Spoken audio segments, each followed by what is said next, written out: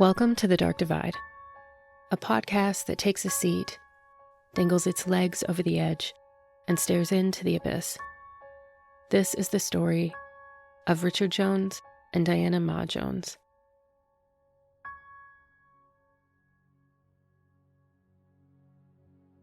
On the morning of September 27, 2017, Anthony Purcell arrived to the home of his coworker, Dianna-Mah Jones, to see if everything was all right. She didn't show up for work that morning and wasn't answering her phone. Both of those things were extremely uncharacteristic of her. At work the day before, she hadn't mentioned not feeling well or taking the day off. And honestly, Dianna never took a day off anyway. Anthony made his way up the pathway to the house, and he noticed an orangish knife laying right there on the ground. He didn't really think much of it. It was strange because Dianna and her husband Richard kept their lawn spotless, but who knows? You see some pretty weird stuff on the ground in Vancouver. The front door was locked and nobody answered Anthony's knocks or yells, and just before he arrived to the stairs at the back door, something already felt really off to Anthony. Diana's car wasn't in the driveway, but still something wasn't making sense.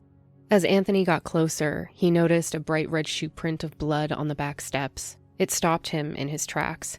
He stared at it for a second. It was clearly blood, and so much of it, like the bottom of a shoe had been dipped in paint. As his eyes panned up before him, he noticed that the entire staircase was covered in bloody prints leaving the house. Anthony got out of his wheelchair and started up the steps, his gut telling him that he should check if Dianna and Richard were safe. To his surprise, the back door was unlocked. "It's Anthony," he bellowed. "I'm coming inside." When he swung the door open, he had expected a dark and empty home, or maybe he was just hoping for one. All of the sound disappeared from around him as he was instead greeted with something he'd only seen in the movies. The door opened up into the kitchen and there was blood everywhere. On the stove, on the cupboards, on the ceiling light fixtures, and pools of it all over the floor. His adrenaline was pumping through his veins like fire as he headed back down the stairs to call 911, this time noticing a hatchet with blood on their lawn. Survival instincts took over, the shock leaning into denial, Anthony telling himself that he must be overreacting. Maybe it just looked bad, but it wasn't that bad. Either way, going into the house was no longer an option. He did his best to stay calm, a part of him already knowing that he was the first person to what was most likely a crime scene. When Vancouver police officers arrived, they passed the bloody footprints and entered the home, noticing that the floors were entirely saturated with blood. There were streaks of blood at the entrance of their living room near the front of the house, and also what appeared to be drag marks of blood. Officer Peter Swan raised his rifle, announcing himself as he made his way from room to room, trying not to slip. All his time on the force, he'd never walked into a home like this before. He had no idea what to expect around each corner, but it just kept getting worse and worse. There were horrific signs of struggle everywhere. He was making his way to a distant noise in the house, recognizing the sound of running water.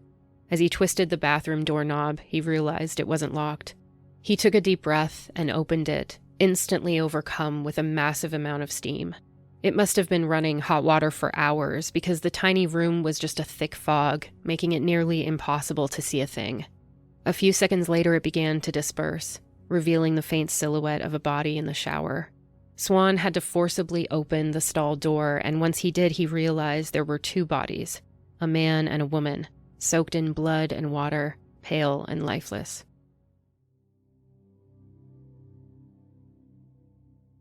Richard and Dianna were familiar faces to many in the area, having lived in the neighborhood for years. At the time of his murder, 68-year-old Richard Jones had been suffering with debilitating health problems, relied on a walker to get around, and spent most of his days relaxing inside their bright blue house. He was retired and spent a lot of his free time drinking. Given his discomfort and pain, it was the cheapest and most enjoyable way to cope with how limited he felt in his day-to-day activities. But beneath his gruff exterior was a kind and generous man who had a tendency to be quite warm once you got to know him. In a way, he was the complete opposite of his wife. But throughout their 40-year marriage, their differences were what had kept them interested in each other and supportive of their individual goals and dreams. In some strange silver lining, even Richard's health conditions had added purpose to Dianna's life, who was a highly respected occupational therapist.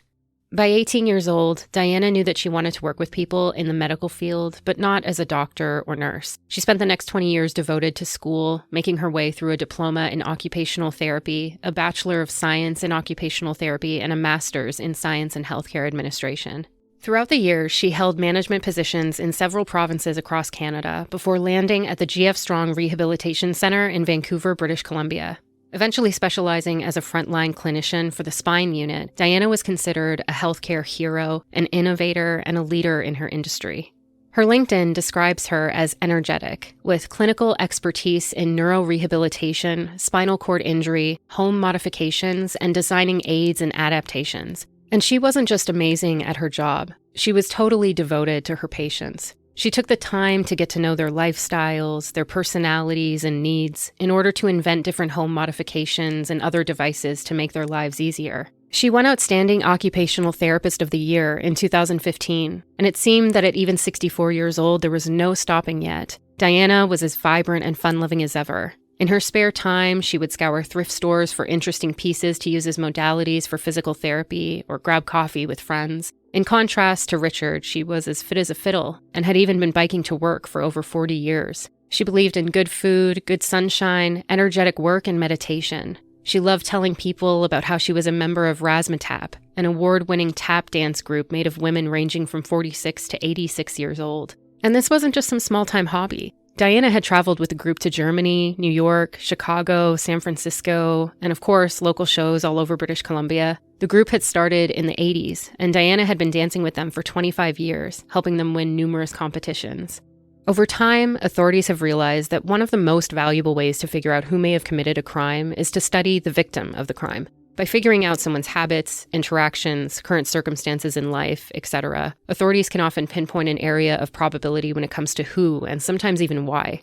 While forensic evidence would be collected at the scene, which would take time to test, police figured the next best thing would be to track Dianna and Richard's movements around the time of the murder. Maybe that would give a clue as to why someone may want to hurt one or both of them. To say the couple had enemies seemed to be a complete stretch beyond the logical, but given that friends of Richard noticed that sometimes he could give a dose of a sharp tongue, get a little too heated after a few too many, well, maybe he said the wrong thing to the wrong person.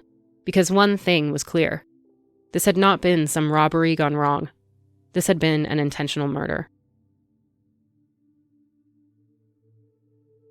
The scene itself gave little clues, yet a lot of evidence to collect and investigate. Analyzing the knife, the hatchet, and any possible DNA left behind would be top priority. In terms of motive, it definitely wasn't robbery, which is what authorities would have expected in a neighborhood like this. The only thing that seemed to be missing as far as anyone could tell were the car keys. Everything else, jewelry, computers, the television, and their wallets, all remained untouched. By all appearances, it seemed targeted, or in the least, a gruesome crime committed by somebody who had inflicted massive amounts of hatred and absolute carelessness for human life. And with no suspects or even leads to go on as of yet, the public was warned to stay vigilant and safe. It's not as if Vancouver itself is stranger to crime, but this neighborhood in particular was hit with such an out-of-the-ordinary type of fear that they'd never experienced before. Many of the people on the same street as the Joneses had lived there for the majority of their lives. The reality that their suburban utopia had now fallen victim to the same dangers as the roughest parts of the city was devastating. Over 200 officers would be involved in the initial part of the investigation. As they searched for the missing vehicle, authorities also pieced together CCTV and security footage of both Richard and Dianna's movements that day. Earlier in the evening, Richard is seen using his walker, making his way to the liquor store. He's hunched over and slow, heading back home.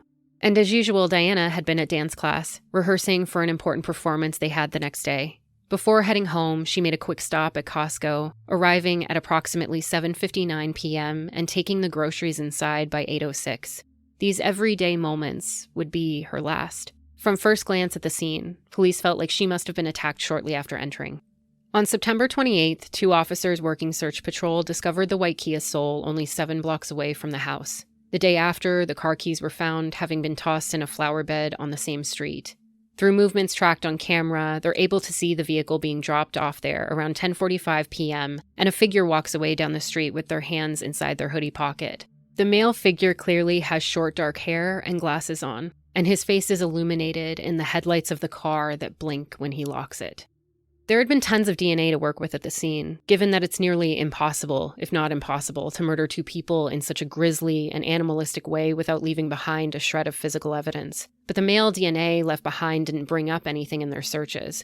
The autopsy would show that Dianna had fought for her life, scratching and clawing at her killer, scraping his skin beneath her fingernails. She died quickly after her carotid artery was slashed open, and Richard had lost so much blood. Every part of his body was covered in stabs, dozens of them having been inflicted well after he was already dead. Whoever had murdered this helpless elderly man had done so with a burning rage. This had been an event full of high emotion. The investigation team had also been collecting other evidence diligently, tracing the hatchet back to Canadian Tire, a retail store known for hardware and appliances, sports, and outdoor gear. The hatchet sticker with its numerical scan code had not only led them to the retailer, but Canadian Tire was able to use the serial number to quickly gather footage from the exact location where it was purchased from. The purchase itself had been made in cash, so the receipt had no card or name attached to it. Their buyer had also picked themselves up a black hat and a pair of gloves. Immediately, this looked like a kill kit. And there on the screen, 3 weeks before the murders, was the same man who had abandoned the vehicle. They had DNA, they had a face, they had proof that he was in the car and had bought the items collected at the scene. Now all they needed was a name. Not wanting to tip him off, they canvassed a wide area surrounding the 2 square blocks that he'd been seen walking in after getting out of the car. For thousands of hours over the span of weeks, police watched and waited, until finally they saw him again. And this time, it was a golden opportunity, because Mr. Likes to Pay in Cash needed to withdraw some from the bank. Authorities were able to obtain his name from the teller, and finally, their missing piece was right in their hands. But Rocky Rambo Wei Nam Kam only had a traffic accident in Alberta on his record. He didn't fit any kind of profile, and he didn't seem to have any connection, as far as they could tell, to Richard or Diana. This opened up the possibility that maybe he'd just happened to be involved in car theft, or maybe he hadn't worked alone. A small part of the investigation now held a bit of hesitancy. If they got this guy's DNA, would it even be a match? So the new target mission was to obviously get Rocky's DNA, see if it was a match, and make their arrest. If Rocky was their guy, the last thing they wanted was any loophole, any misstep, or any lack of evidence to get in the way of keeping him off of the streets. But it wouldn't be as easy or as fast as they'd hoped.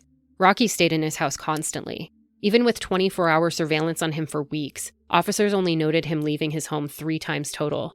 And when he did leave his house, he never discarded anything, never grabbed a coffee or smoked a cigarette. The only thing Rocky did was go grocery shopping.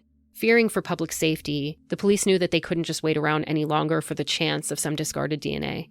They'd have to get it themselves.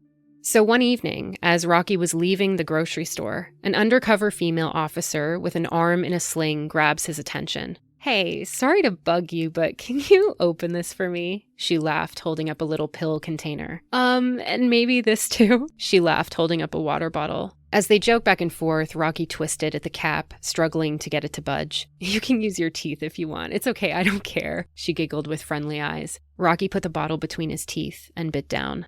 Inside an unmarked vehicle in the parking lot, police let out an exhausted sigh of relief. It had been over a month of 24/7 manpower, and it was all worth it. On November 6th, 2017, Rocky Rambo was finally arrested. Rocky Rambo Wei Nam Kam was named after his father's massive Sylvester Stallone obsession. From what police could tell, Rocky was born in Hong Kong and immigrated to Alberta, Canada with his family as a teenager. He'd recently moved to Vancouver just that summer, telling his parents that he felt like it was a promising place to secure a career after studying economics. Sergeant Leah Terpsma had pretty much seen it all and usually had a keen sense for what kind of perp and motive she was working with. But Rocky evaded her so far. There's no way that anybody walking down the street would look at this guy and think, wow, that's a cold-blooded murderer. Observations up to this point had given an impression of an immature and awkward young man who came across a lot younger than he was. And yet, he was their guy. His DNA matched the male DNA left at the scene. Later, they would discover Diana's DNA on the frame of his glasses. From what they could tell, he had worked alone. Leah prepared herself for the usual: injustice collecting, bad blood between neighbors, maybe some stressors in his personal life. It was clear that this quiet loner had a wild rage simmering beneath that calm exterior. Not only had the scene been brutal and vicious, but given all the evidence carelessly left behind, Leah almost felt like these things were either calling cards or maybe a subconscious begging to be caught. They weren't sure yet if they had a serial killer on their hands, or maybe just one in the making. Either way, she would find out. Leah had brought harder men than this to tears. Confident that she would end the day knowing why Richard and Diana were dead, she took a deep breath, grabbed her coffee, and headed into the interrogation room where Rocky was waiting. Sergeant Leah Terpsma had seen her share of vicious crimes and sat in rooms with some of the coldest criminals in the country. She was patient, cunning, and strategic. Working with her team, who would be observing and collecting information while she sat with Rocky, Leah was ready for whatever. Given the crime scene, her background knowledge on profiling, and the surface info that they'd been able to collect about everyone involved, she was juggling a few theories in the air. Despite having been arrested for murder, Rocky enters the interrogation room in fairly good spirits. He walks over to a chair in the corner in his shorts, a Blue Patriots hoodie, and flip-flops. He's polite and at least has some sense of awareness about respecting authority. The arresting officer jokes with him about his names, but Rocky chuckles with disgust and says he doesn't like the name Rocky Rambo. He crosses one leg over the other knee, finding a rhythm with the officer, almost as if he's in a slight fawning response. Then Rocky is alone for the next 38 minutes. He sighs, takes swigs of water, adjusts the height of his chair, takes in his surroundings, and occasionally laughs to himself. He repeats the action of removing the water bottle cap, taking a small drink, and replacing it, over and over again. He looks at the arrest notice he's been given. He lies his head back onto his chair, possibly in an attempt to appear bored or tired. But chances are Rocky's adrenaline is pumping. His nervous system is screaming for him to run out that door, but he can't. And his mind is racing with what his lawyer just said to him on the phone. Don't tell them a single word. He changes positions eventually and puts his head down on the table. He hears sounds of doors and locks in the hallway and sighs when nobody comes in. He rubs his eyes, annoyingly grumbles to himself, puts his head down again and stays there like that for another 20 minutes. 40 minutes in, Leah enters the interrogation room, introduces herself, and asks Rocky how he is, jokes that he's probably had better days, to which Rocky says, "Yeah, sure." Leah sits down across from him. She's not exactly blocking the door, but she's in line enough with it that Rocky can't look at his way out of that room without looking at her. She keeps her posture open, her legs slightly apart, arms open on both armrests, and she talks to him, explaining that coffee's on the way. Rocky says no thanks. "You don't like coffee? Oh my God, you aren't a millennial," Leah jokes. When she asks if he'd like anything else, he says he'd like a snack, please. She suggests a sandwich, and he says he'll take anything, whatever is fine. She tells him that if he needs anything at all while they talk, a bathroom break, something to eat or drink, just let her know. She also makes sure to ask how he's feeling, if he needs any sort of medication, and how his health is. Leah is a master at both the legal process and empathetic range of an interrogation. She doesn't lose the element of humanity during interactions with criminals, but this also leaves little chance for Rocky to later criticize the conditions of the interview. Leah also lets him know that they're being recorded and asks if he was treated well by the police when he was arrested. Rocky says he was surprised and chuckles nervously. Leah clears away any possibility that Rocky has been threatened or promised anything so that they can get down to business. Rocky swivels in his chair, making eye contact when he's answering Leah but never maintaining it, and swigs water several times in just a couple minutes. Often when a person is in a state of anxiety or distress, they tend to breathe out of their mouth. This combined with the fact that adrenaline can shut off the salivary glands, it's no surprise that Rocky's throat is dry. And the bottle of water won't just supply hydration, but it will become a way for Rocky to fidget with something, pay attention to something else besides Leah, and hold something, almost as if it's a wall between the two of them. Leah thanks him for being pleasant because so far Rocky has been very polite. He laughs, furrowing his brow, slightly confused. Finally, she asks him if he knows why he's here today. But Rocky talked to a lawyer, and he isn't going to be broken down that easily. He's swigging water and looking around, desperately trying to find a reason to fixate his eyes on something else, but the room is stark on purpose. Leah pulls out a photo of Dianna and Richard, and it's then that Rocky takes a deep breath, looks away, and says that he has nothing to say. He drinks more water as Leah continues to push. Sighing and staring up at the ceiling, he closes his eyes and says, "I don't want to talk about it." It's only been a few minutes, but Leah doesn't mind going slow with Rocky. There's also an obvious language barrier, as English isn't his first language. And Leah has seen her share of nice guys before, who have that bit of darkness waiting to explode beneath the surface. She was just getting started. But the fact that this topic suddenly brought up obvious emotion in Rocky is a good indication that he absolutely knows why he's there.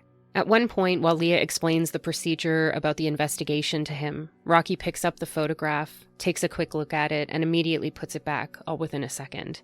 Leah takes her time explaining that it would be nice to know why he's on video, what happened to these people, what his position is on all of this. And Rocky says, "What do you mean?" The issue is that Rocky isn't interested in what Leah is saying, and when she starts rambling too slowly, Rocky checks out. He responds better when it's to the point, without a lot of example or metaphor. Well, if you know them, great. I'd like to hear it. Rocky furrows his brows, chuckles with disgusted amusement, and says again, I have nothing to say. She says she's going to assume that means he doesn't know them. And Rocky acknowledges this slightly by shaking his head no and then looking away.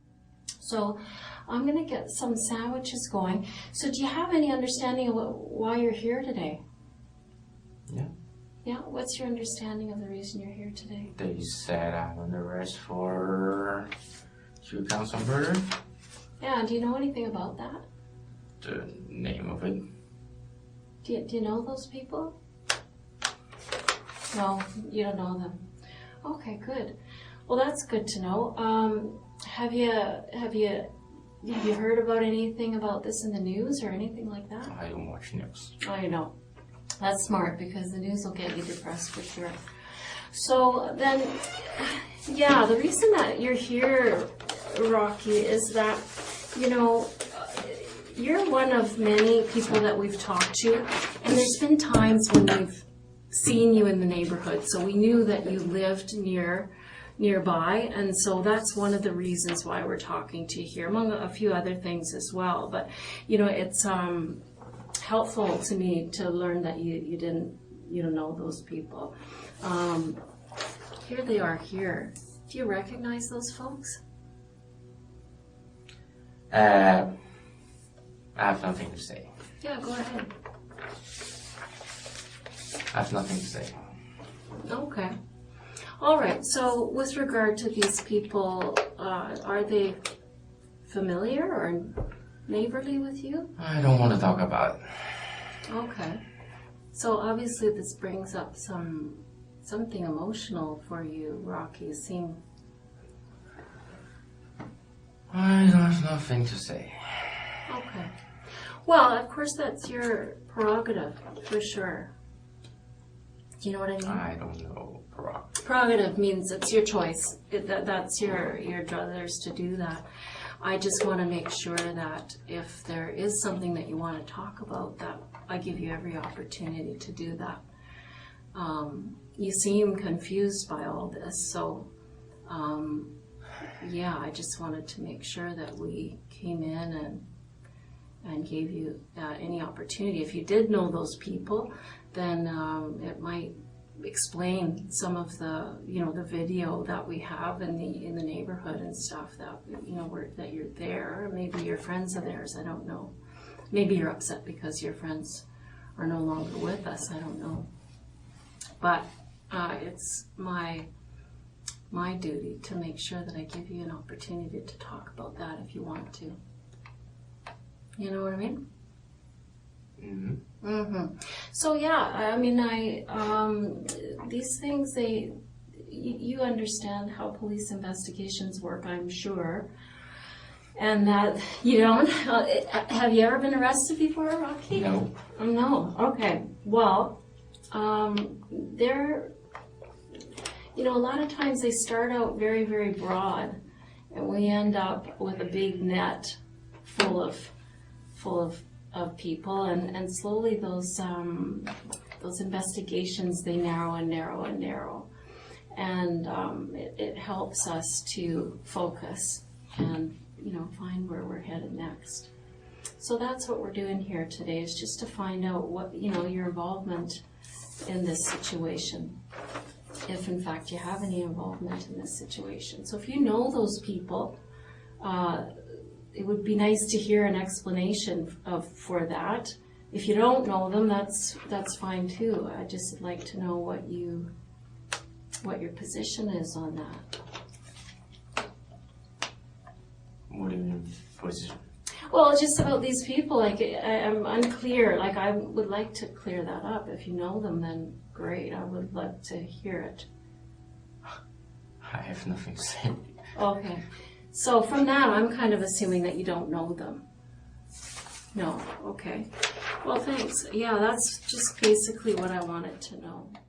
Leah backs off slightly and starts to get background information straight from the source. Between swigs of water, Rocky explains how he moved from Alberta looking for work. Unlike a lot of people, Rocky didn't come to BC for the outdoor activities. He's an economics major who doesn't have much of a skill set. He says there isn't much he can do. At one point, his roommate offered him a gig moving furniture, but that didn't last long. Rocky isn't particularly close with his family, but he can explain the basics about his siblings and parents. His mother is a retired teacher. His father is an engineer who Rocky claims hates his profession. Sad to say, Rocky tells Leah, but I live off of my parents' money. Rocky knows that other people may judge this, but Rocky himself doesn't mind at all. He's in no rush to get a job, and if anything, he feels entitled to take as much time as he wants while his parents pay his way. Even though he is occasionally still looking around the room, he's talkative and responsive as he speaks about his family and current life situation. Leah is both collecting information about him and building rapport. This is also demonstrating a baseline for Rocky's communication style and emotional range. But once Leah starts to ramble a little too long, Rocky has time to sit and think about what his lawyer told him, and he gets a little confused about these questions that don't pertain to the reason why he's even there in the first place. Rocky can speak Mandarin and Cantonese, and Leah compliments his English, saying that it's better than her Cantonese. Rocky laughs and jokingly begs her, please, don't speak it. She clarifies that he's able to understand her, and he is. That must make you really valuable to employers, she says. But Rocky's parents don't pressure him, so he really doesn't pressure himself when it comes to finding a job. With that, there's a knock at the door for sandwich delivery. Rocky asks if he can go to the bathroom, and Leah says that she'll grab a boy to go with him. She quickly returns to the room to grab a pen that she almost leaves on the table. She's gone for a few minutes, and this is the first time that Rocky stops his constant water drinking. He yawns loudly and sighs. When the officer comes to take Rocky for a break, you can hear Rocky asking him for some more water as they walk off. It's 2 p.m. and Rocky hasn't eaten since breakfast, so he's happy enough about the turkey sandwich. While they both eat, they make chit-chat about Rocky's day-to-day life and his experience in university. He explains that he found it easy, but overall, he's not a smart person. Leah says that she found economics hard, so he must be smarter than he says. There's so many strategies that she can throw at the wall to see what sticks. Making Rocky feel like the smarter one in the room wouldn't hurt. He has an older brother and younger sister, nieces and nephews. When Leah asks if he wants to have children someday, he thinks about it and says maybe. Rocky isn't grasping the magnitude of the situation he's in. She takes a break from rapport building and confronts Rocky in a pleasant way, most likely hoping to catch him off guard while he freely rambles on about details that don't matter. Since he's already spoken to a lawyer who stressed over and over that he not say a single word about the crime, Leah's approach to the emotional relief that talking about it would bring him falls flat. Rocky doesn't care about emotions, and Rocky doesn't care that he's the only one who can tell his story right now, because he hasn't decided what his story is yet. There's also the tactic of drawing out curiosity in a suspect and making them interested in what evidence the police have against them. Leah is already getting the obvious impression that maybe Rocky thinks they don't have much of anything on him. He couldn't be more wrong. What do you wish we knew about you? What? Is there anything you wish I knew about you to tell people, the investigators? Why? Well, because, I don't know, you're under arrest for murder, so you'd think you'd be saying, listen, no, here's what I want you to know. Like, for instance, I'd be super interested in your, what you were doing on the 26th of September. Because if I can get an alibi, do you know what an alibi is? Yeah. Okay, so, if there's an alibi, I can go and... I don't think I have anything to say. Okay. Well, Rocky, that's not uncommon. Because I sit with a lot of people in this room in your shoes. Most people feel that way at the beginning. Well, I have to say, most people, once they see what they're facing and what's going on, they change their mind because they realize that there's benefit in talking about. Pardon? They realize that there's a benefit to them emotionally to talk about what happened. So we'll go through some things for sure, but I totally respect your position that you at this point you don't want to talk about it, but you might change your mind, and I'm going to suggest you probably will. I don't think so. No. I've done this more times than you. Yeah, no. Trust Sure. me. Yeah. Trust me. It's a lot of work. How long are you gonna hold me? I don't know. I'm not in charge of the investigation, but Right. I have a lot of things that I'd like to talk with you about. So for my part, I have a lot of material. So I think you're going to want to see the material I have. I do.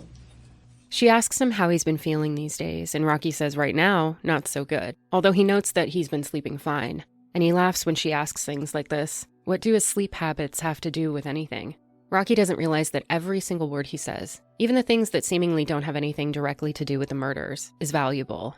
On the topic of sleep, Rocky has questions. If you're going to hold me, I'm going to sleep in a cell, right? And he asks if they have mattresses. Leah says yes and asks what his biggest concern is.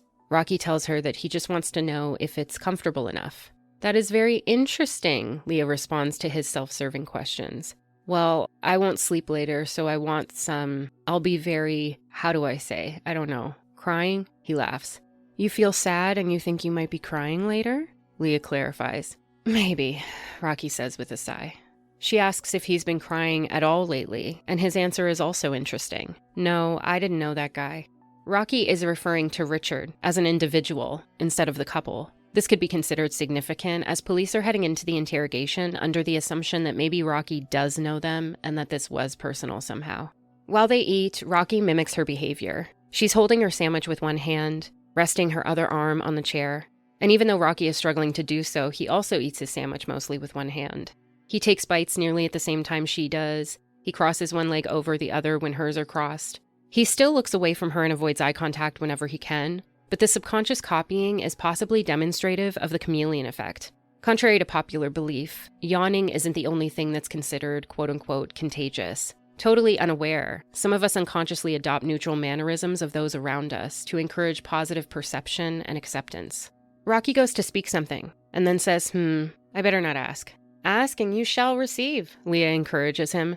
He laughs, lets out a sigh of relief, and asks how long they can hold him. He has things to do. Groceries, laundry, he has to buy new clothes. His irritation is showing. He wants to play video games, eat the food he likes. He doesn't want to sit in some room with a lady who is trying to trap him. He mentions how he fell for a scam when he first moved to Vancouver that cost him $1,000. He gave the money to someone in cash without even seeing the apartment he was handing over the money for. The person took it, Rocky was out of cash and a place to live, and he never forgot it. He doesn't trust people anymore, and he certainly doesn't trust the police. I don't know. It just seems I like don't this is know. a The set lawyers idea. told me that you're gonna hold me until I don't know when, but he said it's gonna be a long time. I need to wait. I missed what you said there. You said either way, I need to wait. you're going to wait. I need to wait. Okay. Well, I'm patient. I'll wait for you. I'm not. You're not patient? You know why you're not patient? I don't think anyone will be patient to hold here without anything. I want to play video games, but that's not much of a choice. No, we don't have a lot of video games, Rocky. That's true. So I'm forced to not play video games and to eat the food I want to eat, that kind of thing. Of course, I'm present. But this murder is serious, right? Yeah, that's true. That is one of the downsides, is that your options kind of get limited on what you get to do with your spare time. Do you think it's fair? Fair what? Well, you just mentioned a few things that you'd rather be doing, rather be eating. It's not the matter of fair. It's just I don't have any power. If you need to hold me, I can't refuse. Well, that's true. But you do have a lot of power. No, I don't think so. No, I know you do. But I'm going to explain that to you, that you actually have a lot of power here today. You're quite right that you don't get to play video games. You don't get to walk out of here, but you do have a lot of power, Rocky. I'm sensing some, not something I would hear. Not something you want to hear? Maybe. It doesn't feel like you are, I don't know. My English is really not that good. I couldn't find the word. Okay. Use another word. Like what? I don't know. I don't know what you're trying to explain. I don't know if I speak Cantonese, you will understand so well. No, that's true. But say it differently in English so I can understand you. Feel like a trap. Okay. Well, Yeah, I'm sure it is. right, I can understand that. Well, that makes sense. That's what you do. But, well, But let me explain this to you, Rocky. okay. The trap, if it's set, Mm-hmm. it was set by you. Mm-hmm. What do you mean? Well, I'm going to show you some things, and they don't have anything to do with me. Okay. They have everything to do with you. Uh-huh. So, if you feel trapped, or there's a trap, I mean, it is, I don't know. I don't know how I would feel in your shoes. I mean, I'm not trying to say that your feelings aren't valid, because I think they obviously are. But I'm going to be 100% truthful with you today. I don't know if that assuages or helps to eliminate fears. For, of me? Fears that you think that I'm setting a trap or that I'm trying to trap you. I'm going to tell you, Rocky, I'm going to be honest with you today. Well, I love to trust person, but it seems I'm not very good at that. What did you just say? You said you're a trusting person and you've regretted that? But, well, a few months ago, when I was there first in Vancouver, how do you say? Was a fraud. Take $1,000 from me, and well, that's not very good. And well, I trust him, but I don't know if you guys catch him or not, or read it or not. But well, the police said they are investigating, but well, I don't know. But Rocky doesn't seem to understand that since he hates using a credit or debit card and does everything in cash, the police unfortunately couldn't rectify the situation. Leah, of course, already knows that Rocky prefers to use cash. That's how he bought the murder weapons. She clears up other background information. Did he fly or drive to Vancouver? Has he ever lived in Edmonton? How often does he go out? Does he have a bus pass, etc.? Authorities still have no idea if this is a one-and-done deal or if Rocky has murdered before. There continues to be a bit of a language barrier, causing Rocky to pause or frown when he's trying to figure out what she means. And he reminds her again that he's not smart. Leah says that she doesn't think that's true. She then tells him a bit of her background, keeping it conversational. She mentions that she works in the polygraph department and does a lot of pre-employment interviews for the police. So she interviews a lot of people in their 20s, fresh out of school, just like Rocky. Leah asks him if there's anyone who will miss him, which at first Rocky doesn't understand, and then says, maybe. When asked if he has a girlfriend, he laughs. The unthinkable for Rocky, who barely leaves his house to do anything besides get groceries. He's lived his entire life online. She attempts to talk about a car accident he had in Alberta, trying to see if he felt upset or had trauma from it, or maybe he'd just been angry. He doesn't really care. Then there's a few back and forth hit and misses between them.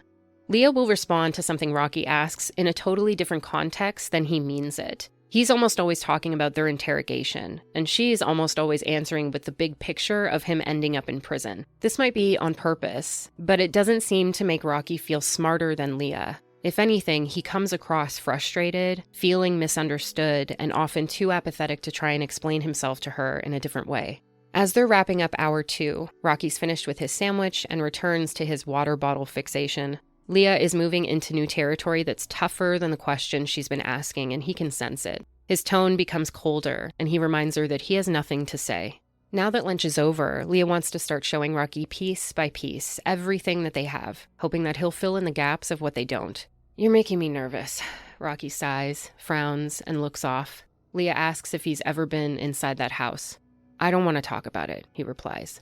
I think I have a sense of it, but when somebody acts out in a way that draws the attention of the police, there's usually a big story behind that. It doesn't happen in one day, Rocky. It happens in a lot of days and a lot of months and a lot of years of something going on. And you're the very best person to talk to about it. Well, that's your experience. I could not agree with that. I don't know much about that. But you know yourself. Yeah, but I'm afraid. What are you afraid of? I'm afraid that I can't say anything that.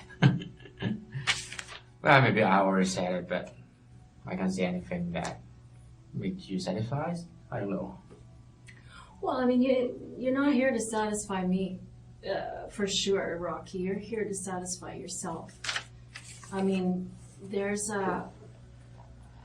something in front of you, and I don't know if you know how serious it is or not yet. But Murder, right? It's murder. Yeah. But I'm not sure if you understand the magnitude of the largeness. I know. You know that one, good. But I'm just waiting for your word. Yeah, you know, the magnitude of what's going to happen and what's going on. I mean, I want you to have an opportunity to address this, because I don't think it's really fair that we only know what's in that house. Okay? Why are you laughing? What do you mean fair that you know the house? What? What I'm saying is that right now, Rocky, we have done a thorough investigation about what happened in that house. Mm-hmm. And you and I both know what happened in that house. I don't know, actually. You haven't told me. Okay. Well, maybe you don't know this house. Let me ask. You're making me nervous. Why?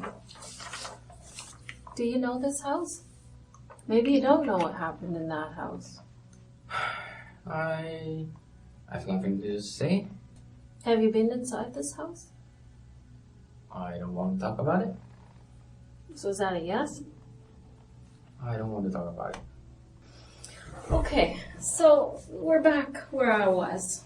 That I think, you know, it's very clear to me, Rocky, that you know exactly what I'm talking about.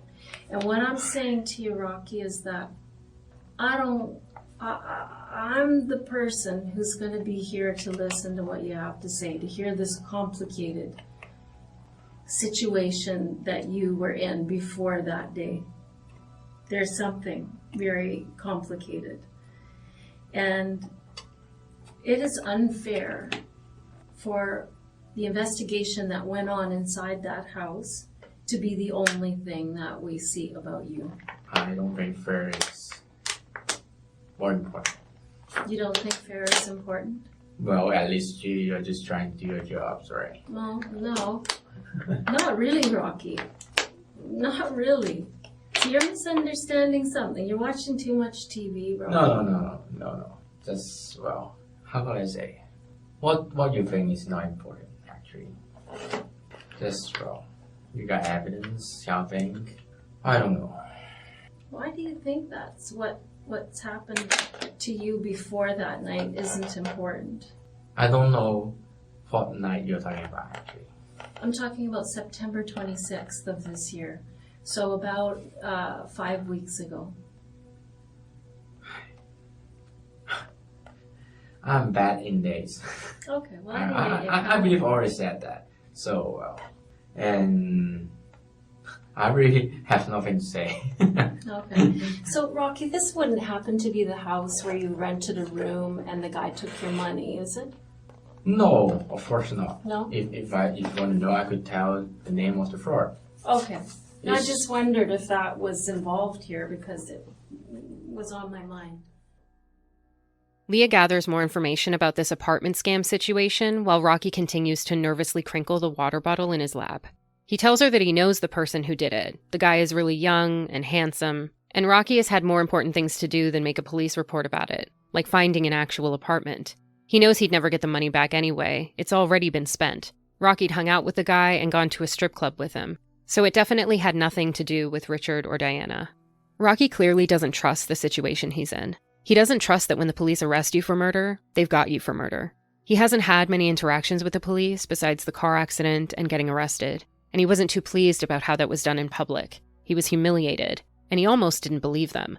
Do you believe them now? Leah jokingly holds up her arms, and Rocky genuinely laughs.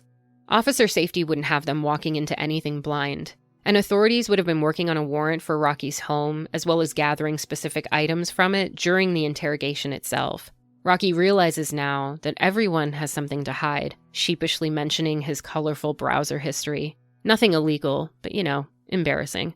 Leah assures him that she'll get him a copy of the search warrant so that he can see every single thing that was searched and seized.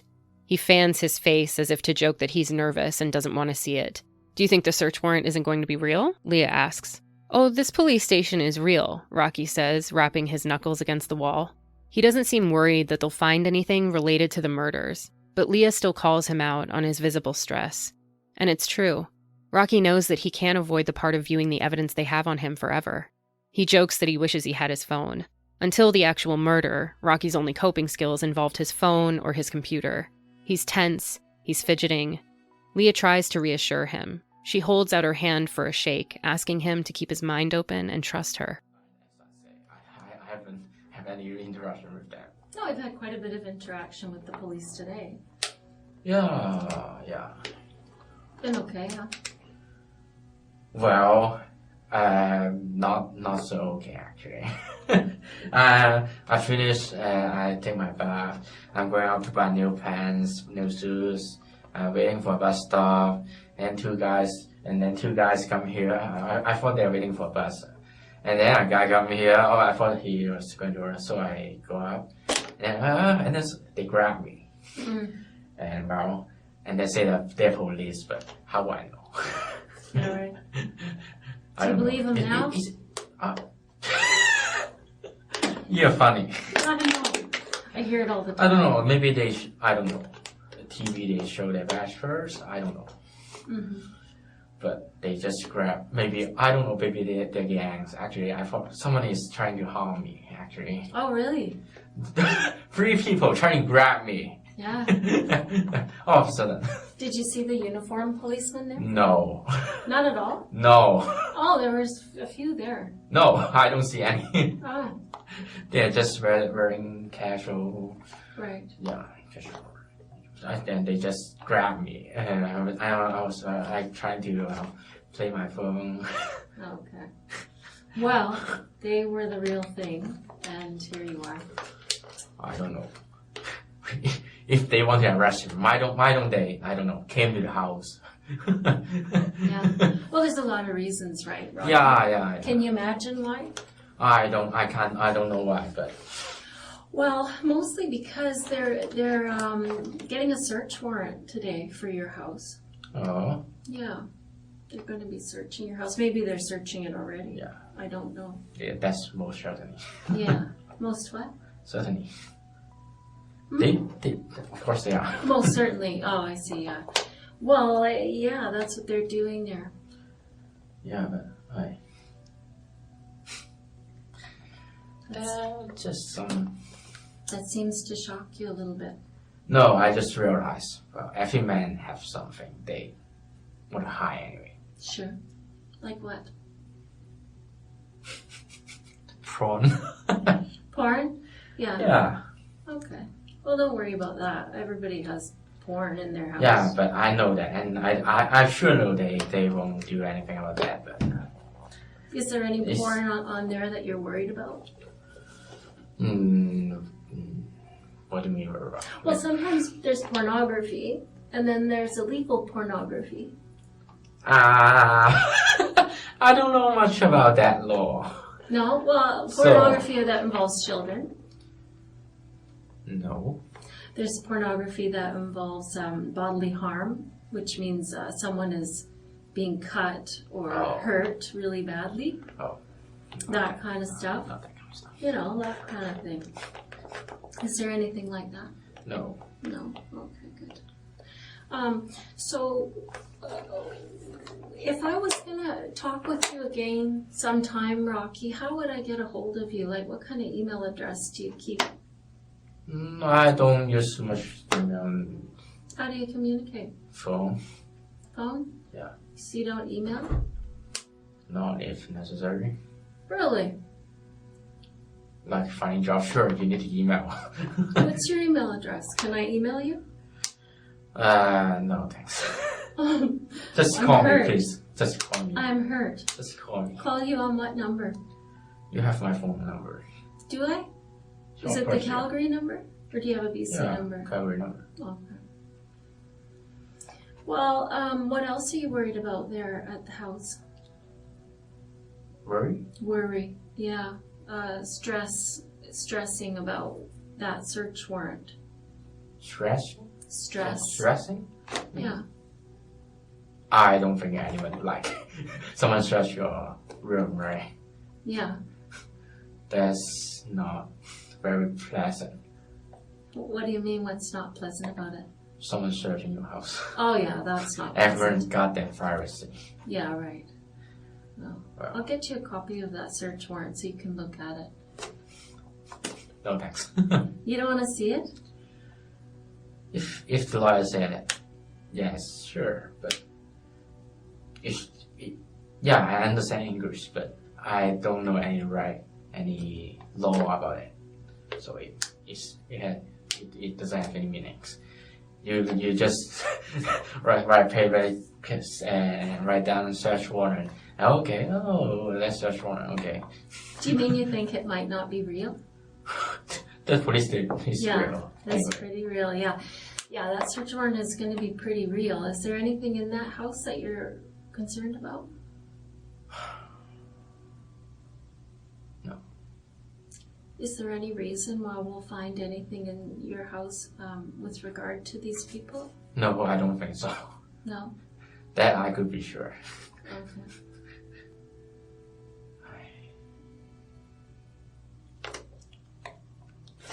I can see that gives you some stress, Rocky. Of course it is. Can I relieve that stress for you at all? No, I don't think so. No. Okay. Yeah. If there's raid, don't search my room, but you surely wouldn't do that. Yeah, they're going to do that, I'm afraid. So. They are. So what? But I don't know. Sometimes we can alleviate stress. Sometimes people have pets, or they have letters they want to go off to certain people, or they want to save certain things for certain people. And so, if there is any... Yeah, that's a way to relieve my stress. Give me my phone. You want your phone? I want to play video games, play apps. Yeah, I'm not sure about that. Yeah. I'm sure you wouldn't do it, but... I would if I could. How's that? Yeah, I just have a promise. I need to do something in the game, online game. Oh. So with my friends. Is there someone that you want us to call to tell them No, to be able to do it? Or no. they'll just understand? The thing is, it's not very important. Oh, yeah. For you guys, it's not very important. It's important to you, though. Well, keeping promise is important. That's good to hear. But I don't think I'll get my phone back. How come? You guys get it. At least not today. Not today, no. And that's all it takes to break a promise. Well, Rocky, I'm gonna show you some things today, and I really hope, and I hope that you'll make a promise to me. No, I don't make promise easy. Well, At least I don't think I'll make it here. Yeah. Well, let's hear me out, because it may be an easy promise to keep. No. Some promises are hard and some are easy. Yeah. I didn't trust that person to make a promise, but I'm sure you're not my friend. No one in this building is my friend anyway. I'm going to tell you something truthfully, Rocky, and you're right. We aren't friends. But there's a difference between friends and humanity. Yeah. You can show humanity towards another person without being friends. Yeah. And without a complete... Yeah, but I'm not in a position to trust you. I'm forced to be here, so I couldn't trust anyone any time anyway. Yeah. Well, I mean, I think that let's break that down. I mean, I think that you feel that way on a personal level, but I think you can rest your mind and trust that I'm going to tell you the truth. Right? Because I haven't been telling you anything that's sugarcoating it or making things easier. I hope you haven't, but it's well, not what that, part of it has been nice? It hasn't been, right? It's all been bad news. So I've been truthful, and I'm going to continue to be truthful. So you can trust that. Yeah, but you do realize it's a murder. It's serious. Yeah, I do understand that. And sometimes, you know what, Rocky? Sometimes it really makes sense to bury your head in the sand when serious things are going on. Sometimes it makes sense. Yeah. In this case, I'm going to say I don't think it makes sense.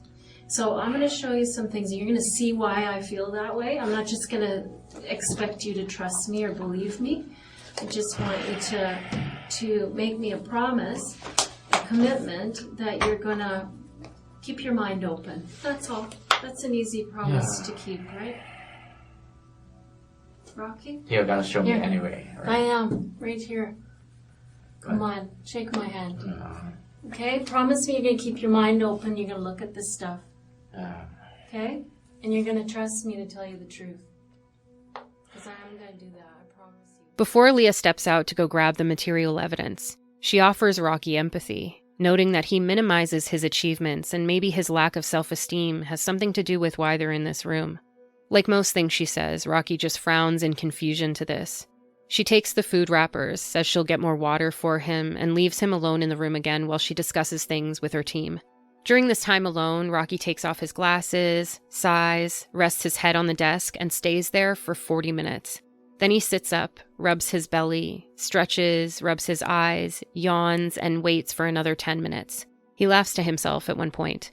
When Leah comes back in and asks how he's doing, he says it's boring. All this silence might make Rocky a little more interested to talk. He goes for another bathroom break before heading into the 4th hour of the interrogation. Before Leah comes back into the room, Rocky has his arm and chin resting on the desk. He's folded up his arrest notice and he's flipping it around. He comes across young and bored, like a kid stuck in detention. Things have been moving at a slow pace, but they're about to speed up. "You okay?" she asks when she comes back in. "I'm all right," Rocky says. "Good, that's important to me." She puts down a thick binder on the table. She takes some time to explain to Rocky that they're about to go over evidence, and he's mentioned that this has been boring, but she hopes he's paying attention. There's a lot of power he holds, and a lot of decisions yet to be made, she tells him. What he's about to see is important. Rocky doesn't believe there's anything in this room that's about to make him feel empowered, but nonetheless he says okay. He doesn't want her to bring out the evidence they have against him, though. He just wants the interview to be over. He lets out a deep sigh as Leah opens the binder. Rocky then has a slight slip as she asks him if he's ever seen a ball cap like the one she shows him in the first photograph. "Maybe. I don't know," he replies. "Have you ever owned a hat like that one?" He laughs at her, reminding her of the Rocky Rambo Company slogan. She further explains the importance behind the hat and says it will come up again.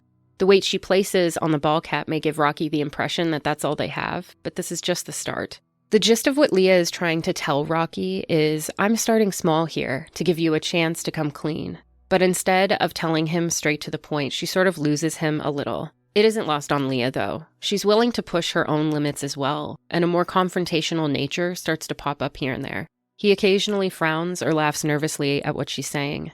She tries asking again about the hat, and Rocky says he doesn't want to talk about it. She flips to the next page. "Have you ever seen anything like that?" She points to the axe that was left at the scene. She writes down the current time on the page to keep track of when he was first shown it, explaining what that is to Rocky. "Yeah, I realize that," he mumbles. "Oh, not everyone knows the 24-hour clock, but you do. I'm impressed by that." Rocky laughs at her, as if to say, "Doesn't everyone?" He spends 15 hours a day playing video games that certainly use military time. In his world, that's nothing special. A tactic often used during interrogation is to try to make the person feel like the smartest one in the room. But there's this sense that every time Leah does this, it only makes Rocky doubt the police and their ability to actually pin him for murder. She calls him out on his visible discomfort, which he chalks up to being locked up in a room with her. Did it not occur to you that you'd end up here? I don't know what you're talking about. Rocky laughs and grabs his water bottle, almost goes to twist the cap off, but changes his mind and puts it back on the table. His emotional support water bottle can't help him through this part. He's going to have to face it on his own. He has to stick with what his lawyer advised him to do. He swivels anxiously in his chair while Leah calls out his youthful approach of delusion. This is a ball cap. Mm-hmm. Have you ever seen that before? Maybe. Tell me about it. I don't know. What do you want to know? Yeah, I want to know, do you own that hat? It's a ball cap. Yeah, it is a ball cap. Have you ever owned a hat like that? I have nothing to say. Well, I mean, it's an important thing. If you have owned a hat like that, I'd love to know about that.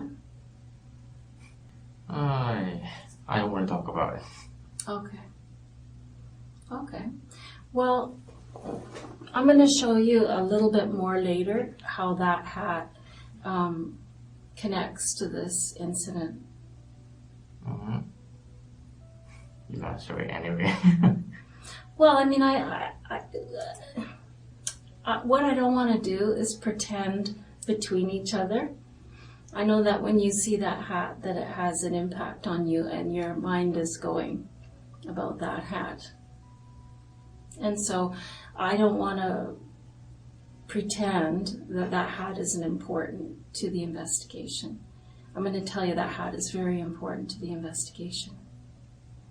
And if you have something to do with that hat, let me explain it to you this way, Rocky. When something like this happens, and it happens pretty often in Vancouver, actually, you know, the person in your shoes, they have a lot of decisions to make, as I explained to you earlier, right?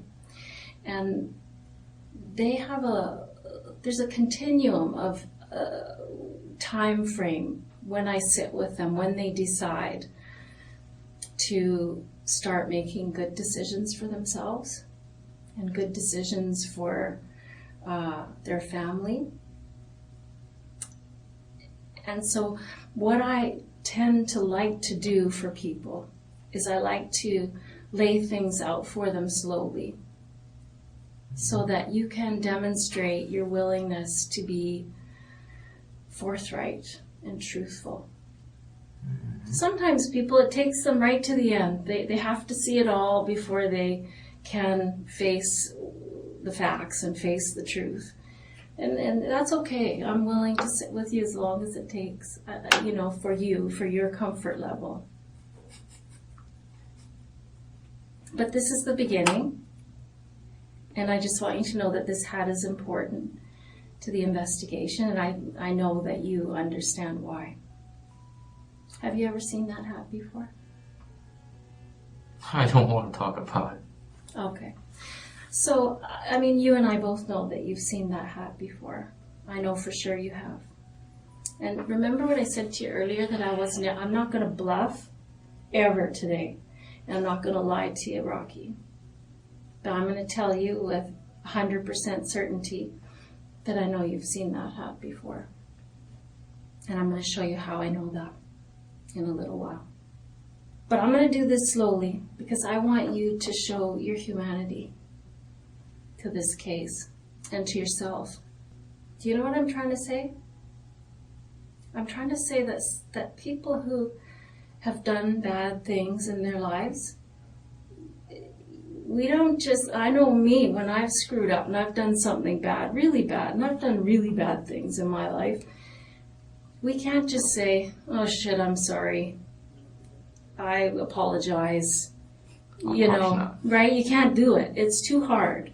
There's a process, there's a grieving process that has to go on with somebody like you. And today's the first day that you've realized, holy cow, I'm going to have to face this now. I have to deal with this. How am I going to deal with this? And it takes people some time to say, okay, I'm going to do this. I'm not going to do that. I'm going to make some decisions here. And so that's why I am here, because I like to be that person, that conduit that helps people to take the step towards doing the right thing. Because you've done some wrong things here. There's no doubt about that, Rocky. Very wrong things. But I'm not judging you for those things. I'm not. I'm judging you about what you do about it today. Okay? So there's a lot to go through yet. It's not just about a ball cap. But I just want you to know I'm going to be very patient and let you do what's best for you. Do you have anything you want to say about that? No. Do you have any questions? Okay. So that's the ball cap. Have you ever seen anything like that? I'm just showing you the axe. It's just the time I'm putting there. Yeah, I heard that. Because some people don't take, because they don't understand the 24-hour clock, but you do. That's good. I'm impressed by that. Why do you understand the 24-hour clock? Why not? I think, why don't people understand that? They don't. I don't know. I don't think before I was a policeman I would understand that. I understand that. I don't know why, but sure I do. Good. That's cool. Let's talk about that axe. I don't want to talk about it. I think I know why. Uh-huh. I think I know why you don't want to talk about that. Rocky, this isn't going to go away, just so you know. It seems a point of discomfort for you. Yeah, it's discomfort. Yeah, good. Every discomfort. Yeah. What makes you most uncomfortable? Being in this room. Is it uncomfortable having to make decisions about this today? No, it's difficult to stay here. Yeah. Did it not occur to you that this might be the ultimate result of what happened? That someday it might culminate like this? I don't know what you're talking about. So then, Rocky, if you're telling me that you don't know what I'm talking about, then you don't know those people. You never went to that house. Is that what you're saying? I have nothing to say. Okay. Yeah, I can understand that position. I think you're trying to make things disappear. Or I think if you think that if you don't face it, that it'll go away. I think you have a very youthful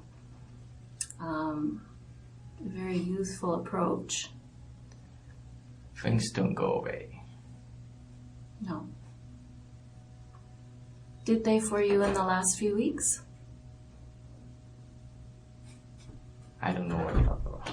Well, I think that you were bothered by this, Rocky, because, we talked to your landlord. Uh-huh. Yeah, and you know what he told us? Mm-hmm. He said that in the last few weeks, last 5 weeks, in fact, Mm-hmm. that you used to be kind of a social guy and you'd sit out in the common areas of the house and use your computer and talk with the other tenants and things. Not exactly. Yeah, I can see you're not a super social guy, but he said you were, I go to the common area because the Wi-Fi connection is better. Okay, I see. And after the lady... Rocky seems a little surprised when she says that they've already talked to his landlord, asking about his behavior before and after the murders. Rocky says that he was never there to socialize anyway. He was there to get better Wi-Fi, and how would his landlord know? He's never there. Well, we've spoken to everyone you live with, Leah says. She thanks him for the correction on that. And this is where she attempts to give an example of that so-called empowerment that she's promised Rocky. If they've gathered information and there's something wrong about it, all he has to do is explain. But Rocky's hesitation has served him well. He's only chatty when the questions don't make him feel that heavy brick in the pit of his stomach. Nothing I say will change anything, he says. A lot of the time, you'll see an undeniable curiosity during interrogations. Suspects that can't help themselves, wanting to know what the police know, assuring themselves that they're 10 steps ahead. Rocky doesn't want to face anything resembling the truth. He sighs and darts his eyes around the room while Leah pours more empathy out, talking about amends, saying that she's just there to gather information and she's not just going to toss him aside and tell the judge to throw away the key. She talks about understanding, feelings, forgiveness. But all of this falls on deaf ears. Maybe a part of Leah thinks that she's going to break through this thick exterior, that she'll find some slice of humanity underneath. But if Rocky has any, it won't be showing up in this room today. He laughs, and Leah calls him out on it. He says he isn't laughing because he's nervous. He's laughing because of the situation he's in. He's laughing because she keeps asking him questions, and he's already explained that he has nothing to say. Leah isn't done asking until she's gone over every single piece of evidence, though. He's going to have to face this, and she's going to draw it out, taking her time and shrinking his doubt down to size. It's not. So we've corrected it. I doubt anything I say will change the result. Well, it depends. You're right on some level. And I'm not going to lie to you. On some level, it's not going to change what happened in that house, Rocky. That's true. I'm not going to lie. That's true. That happened, and that is done. But what you say can change people's opinion of you. It can change the opinion you have of yourself. You know what I mean? A lot of amends can be made. A lot of understanding can go on. A lot of humanitarian feelings toward a person, because something like this doesn't just materialize. It doesn't just happen suddenly. Something's happened to you that's caused this. I don't know what it is. I want to know what it is. I know you're not laughing because you think this is funny. I know it's because you're uncomfortable. No, it's not because I'm uncomfortable. It's because, well, I really don't know what to say. Yeah, that's normal. Don't worry about that. I'm not offended by that. No, I'm just in my position. Even, well, what my position is, saying anything would be wrong. That's where you're wrong. That's where you're dead wrong. Because, I mean, you said it before, it's not going to change what happened. I said it before. What happened in that house has happened, and what you say now isn't going to change that. But it is going to change the feelings about what happened in that house. People act out and they do bad things. Usually, well, every single time I've sat in this room with somebody, Rocky, and I'm telling you the God's honest truth, when I go back and I talk to that person, and it takes longer with some people, right? Some people are very upfront about their mistakes very quickly, and some people take a little longer. But the truth is, they all share. At the end of the day, they all share.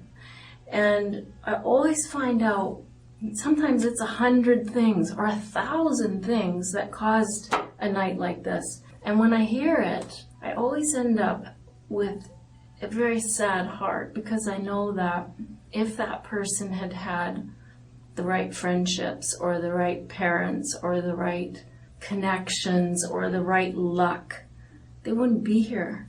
And so I feel sad, and I feel like people should see something like this so that they know when they see their friends in distress or they see their family in distress, they should reach out and take care of that person, because we don't want to have happen what happened to you. I always feel a sense of sadness and empathy. Leah moves on to the gloves. He has nothing to say about that.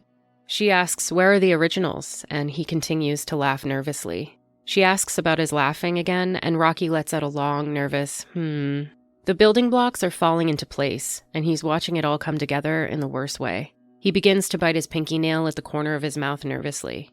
It doesn't look good. How about those? Have you ever seen those gloves? I have nothing to say about that.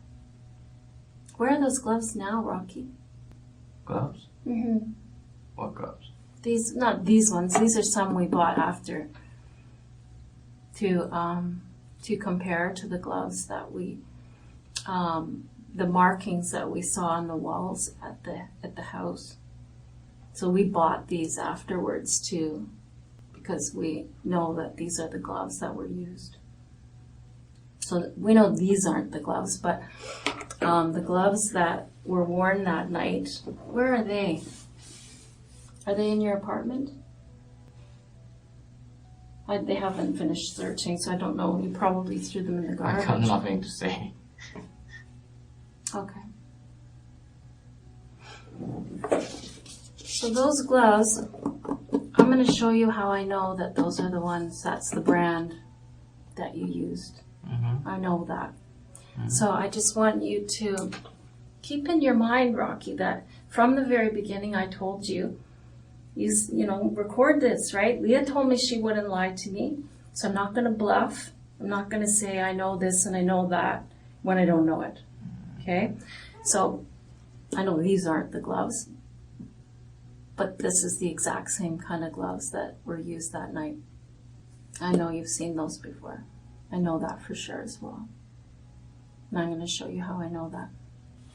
And again, the reason I'm doing this is not to torture you or make you guess or anything like that. I'm doing this, Rocky, to give you every opportunity in the world to come on board with me early in this investigation that I'm going to show you.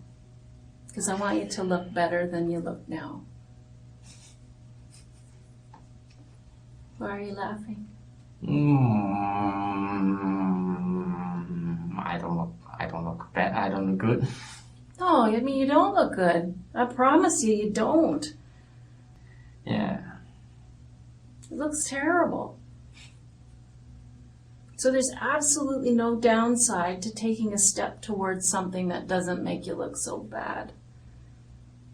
I don't know why this happened, Rocky. I really don't. But I'd sure like to know why. Leah is in a high empathy, low blame stage with Rocky right now. She isn't just trying to coax human elements out of him. She's also trying to appease whatever entitlement and victimhood he may be harboring. She wants him to feel like maybe something was done to him, like something happened to him. And if this is all some sort of misunderstanding, it can still be rectified. Let me tell you something about that guy. Leah flips to Richard's photograph. He isn't a very nice guy, that man that died. Did you ever meet him in the street? Rocky grabs his water bottle, says he doesn't want to talk about it, and takes a sip. When Leah explains that she heard he drank a lot and could be rude to people at times, Rocky almost affirms these things with a tiny little and it sounds more like one of agreement, especially after Rocky choosing to stay silent so often until this point, or just laugh. I'm going to tell you something about that guy. That man. He isn't a very nice guy. That man that died. He's not a very nice guy. Did you ever meet him? In the street? Or at the shopping mall or anything like that? I don't want to talk about it. Well, I just want you to know that I've heard from lots of people in the neighborhood, because he walked a lot in the neighborhood, and he had a problem with alcohol, and he wasn't a very nice man. He was rude to people at times. And I just wondered if that played. Like if this guy was an asshole to you at some point for some reason, and it hurt your feelings. I have nothing to say. What's so funny? Because I have nothing to say. Well, that's not funny. I don't know, I'm trying to connect the dots. I'm trying to find a reason for this to happen, because it either happened because of something that was going on with you separately, or 1,000 things, like I said, that's happened in the last years that has caused something with you, or maybe it has to do with these people. Maybe that man was rude to you. Maybe he was a dick. Or maybe it was a combination of the two. I don't know. I do know that whatever it was that happened, or why it happened, it wasn't funny. Well, forgive me for, it's my, I'm going to stop it anyway. It's just It's a habit. Maybe, I don't know. I think it's Who a knows? habit. Nervous smile. I've noticed that you laugh at inappropriate times sometimes, and it's maybe part of your personality or Coping mechanism. coping mechanism, yeah. I think so. this is a lot. It's a lot to cope with, so I can see how every coping mechanism you have must Well, I'm nervous.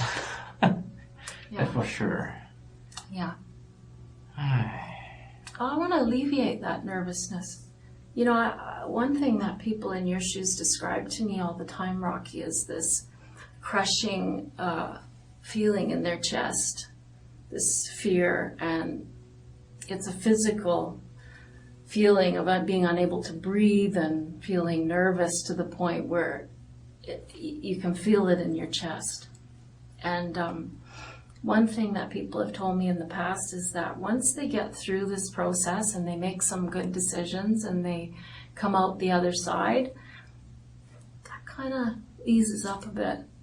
It relieves some of that anxiety and that nervousness, if you will.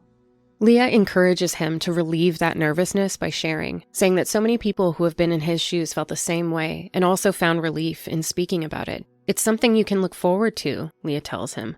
Rocky furrows his brow with a slight smile, looking at the table and back to her over and over again. He doesn't understand her metaphors, her clever lines, her poetic wrap-ups to her monologues about empathy and good cops. When she says things like this, she loses him. And yet it's the only way to get Rocky somewhat re-engaged. It's easier to get someone to slip up and share when they're being conversational, rather than sitting in defensive silence. She keeps the evidence coming. They look at the bloody footprints that Rocky left behind. There's a definite pattern to those shoes, she points out. Rocky takes a closer look and says nothing. You ever seen shoes like that? But Rocky just sighs with frustration and stays silent. His annoyance starts to show when he asks Leah how long they're going to do this for, and he isn't happy when she says they haven't even gotten into a tenth of what she has to show him. She starts telling him about the entire investigation process so that he can grasp the full scope of things, how they were able to go back all the way to September 13th, but Rocky says nothing when he's asked if he knows what happened that day. And he notes that he realizes it's impolite for him to just sit there and not respond, but he refuses to tell her anything. And then Rocky pushes Leah a bit, warning her that he's going to lose his patience at some point. He doesn't know how long she can hold him for, and he trails off. I want you to get this through your head. We're holding you. It's no more Miss Nice Leah for a minute, as she meets his annoyance with full-on confrontation. And Rocky probably wasn't expecting that. She still wraps it up nicely with a hun, but Rocky is clearly unsettled. This isn't a game he can win. I know this is scary. What? Not that far. Well, I'm going to lose my patience. I'm kind of sure. It's just, well, I don't know how long can you hold me, but I don't know. I want you to know something. I want you to get this in your head. We're holding you. Yeah, I know that. So and wait till you see what's here, because I want to remind you. I was just talking about September 13th. Uh-huh. Do you know where you were on September 13th? How will I remember? I can show you how to remember because I know where you were September 13th. You want to know where you were? I don't want to talk about it. You were at the Canadian Tire buying these gloves and buying this hatchet and buying this hat, son. I got you on video doing those things. So I don't want you to sit there thinking this is nothing. I don't have to worry about this. You have to worry about this, Rocky. It's not a laughing matter. It's not a matter of being polite or impolite. That car, all those movements are on tape, honey. Now I'll show you that stuff. Sorry. That's okay. I know as I reveal these things to you, it's going to become scarier and scarier. No, because it's just impolite too. Well, just what's using my impolite? shoulder. Using my shoulder to respond you. Just Pardon me? using my shoulder to respond you. That's not very good. Well, I mean, that's your own ethic, but you don't have to worry about offending me. No, I know. What offends me, Rocky, what offends me is that something like this happens and someone doesn't offer an explanation. Because I don't think you're a bad person. I think that something's happened to you which has caused you to act out. That's what I think. That's rude. Hmm? That's rude. What's rude? You're thinking. What's the truth then? Fix it. Tell me what the facts are. I don't want to be rude to you either. You don't need to worry about that. I have nothing to say. You have lots to say. It's just whether you make the right decision and decide to say it or not. You know, it's about decision making. It's about power. It's about giving these people's family some idea about why this happened. Yes, exactly. Don't you think they're owed a little something? I really have nothing to say. Okay, Rocky, well, we're going to carry on. What's covered up here, I can show you in another photograph. That's the receipt. What's underneath of here, Rocky, is a serial number. Leah shows him the receipt for his purchase that day, and she explains how they traced the Axe serial number to Canadian Tire. How come you bought those things? He furrows his brows and sighs in frustration as he stares down at the photo. You didn't use those things for another 2 weeks. Why did you buy those things? Rocky nervously starts to rub his neck, which could be a sign of him trying to soothe anxiety and protect himself from feeling vulnerable. He had been oh so clever to pay in cash that day, thinking he was 10 steps ahead. Did you know it was going to be so bad when you went inside? Leah stares at him without breaking while Rocky struggles to hold the gaze right back. She says she's going to get the video, and Rocky lets out a sigh. If he's holding out because he doesn't think they have enough evidence, they'll show him that they do. Leah explains that she's trying to establish some level of trust with him. You said you don't really have any friends, and I don't know, it seems like you don't have a great level of trust with other humans. But he corrects her. Sadly, I do have friends, but they're online, and that level of trust isn't allowed in here. And speaking of video games, before Leah leaves the room, Rocky jokes with her that all he really wants right now is a fix. Not only is this most likely the longest conversation he's had with another person in real life in ages, but this is the longest Rocky has gone without playing video games in years. Well, what I'm going to do, Rocky, is I'm going to go and get the video so that you can rest your mind that I'm telling you the truth. Now, I've told you that I know you went shopping on the 13th of September, and that I have your image, your face, buying these things, and I have the receipt to prove that. And I'm going to show you that video so that you can start trusting that what I'm saying is true. Okay? Do you believe what I'm telling you? You're gonna show me anyway. Yeah, I am, but I want to know how you feel about it. Do you believe me? Because, I mean, sometimes people don't talk about their mistakes because they think, I'm not really caught. That's what they think. They tell me this later. I didn't really think you had the evidence, so I thought I would hold out. What's your position? Waiting for you to get those video. Okay, let me get it. You're gonna get it anyway. Yeah, for sure I am. For sure I am. I'm trying to establish some level of trust with you, Rocky. Because I think that you've been defrauded by friends. No, it's not a friend. Well, you went to the strip club with them. No, just the strip club is nearby. Well, so that's sort of a friendly thing to do. No. Okay, fair enough. It wasn't a friend, but you've been defrauded. You described that you don't have very many friends. Oh, I have friends, well, sadly, online. Oh, that's fine.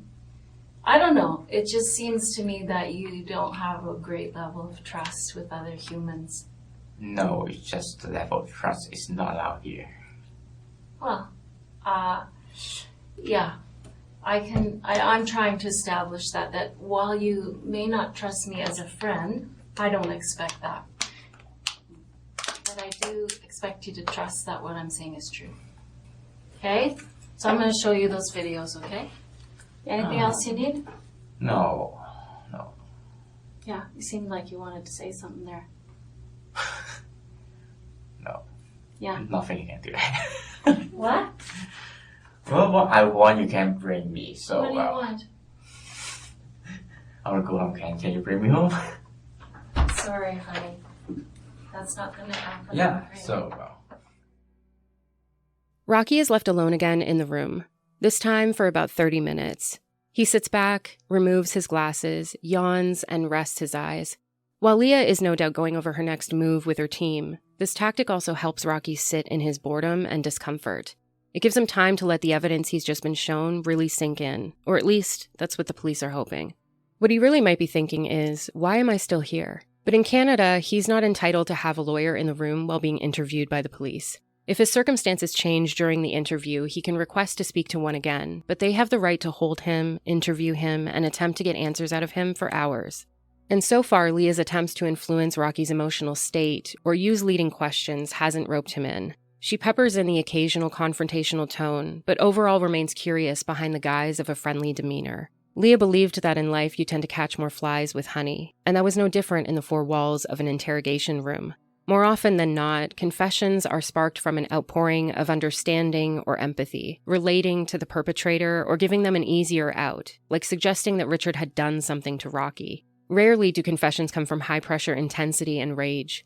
And Rocky tends to shut down very quickly. He's mentioned bad manners, and he's apologized here and there for being rude, but he seems to be generally soft-spoken and 100% cooperative.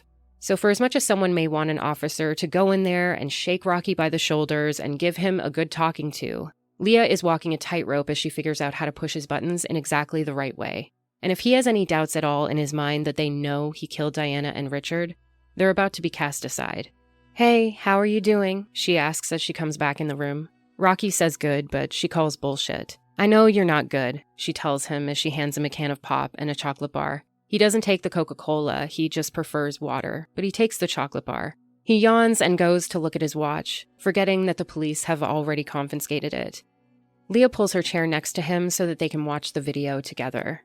The footage shows Rocky on September 13th around 7:55 p.m. entering Canadian Tire. He's unmistakable and clear in black pants, black sneakers, a dark and light blue hoodie, and his glasses. He gives the customer service desk his backpack while he shops, as per their store shoplifting policy. He walks through the aisles of kitchen gadgets, making his way to the cuisine art section of knives. He pulls one off the rack, contemplates, puts it back, and walks over to the hunting and fishing gear. This is where he grabs the hatchet, the black ball cap, and a pair of gloves. He pays in cash, grabs his backpack, walks out with the goods in one hand and his backpack in the other. He sets everything on a patio furniture display while he organizes everything into the backpack and walks off into the night. In between bites of his chocolate bar, Rocky's eyes are glued to the screen. He never thought of the possibility that they'd trace him all the way back to this, even if he'd been unbelievably careless. "Were you looking at the knives for some other reason?" she asks while they watch, but Rocky just keeps nibbling quietly, looking down at his chocolate bar as he unwraps it. "If you don't tell us why you bought that stuff, the police are always going to assume the worst." Rocky doesn't react. Leah then shows him another video, one of him getting onto a bus earlier in the evening on the night of the murders. He's wearing the same backpack that he was in the Canadian Tire video.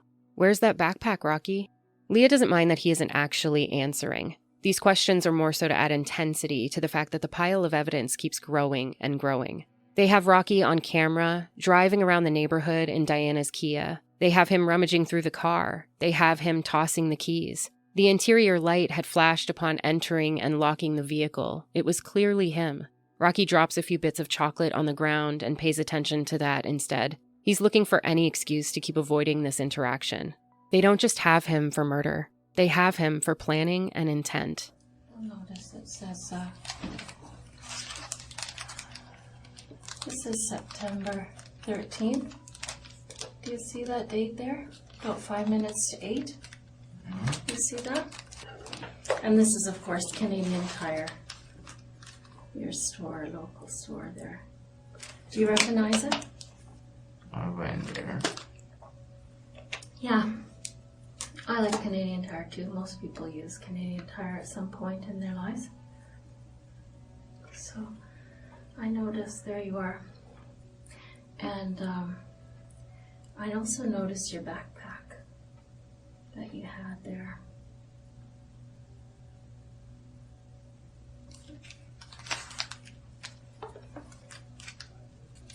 So did you notice all that?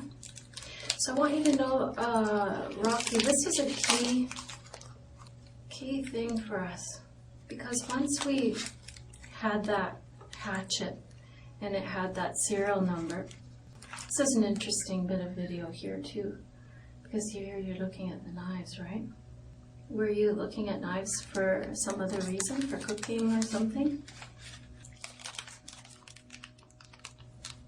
Rocky? I don't want to talk about it. Okay.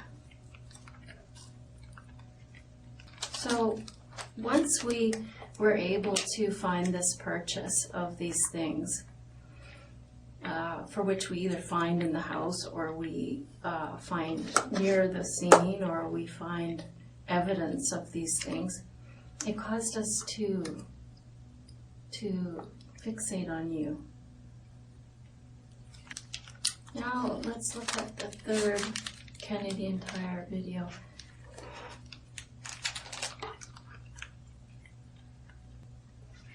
Hatchet, gloves, and the hat.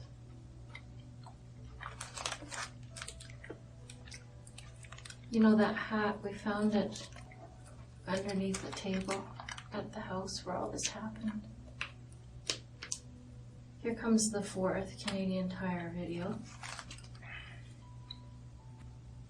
And you're just at the till. So yeah, Canadian Tire was quite helpful to us because they, you know, once we had the serial number off that hatchet, they were able to direct us right to this video here, Rocky. And they gave us the transaction right here that was related to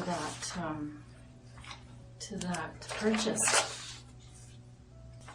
Do you have anything you want to say about that? Do you want to tell us why you bought those things? I'll tell you something about policemen, Rocky.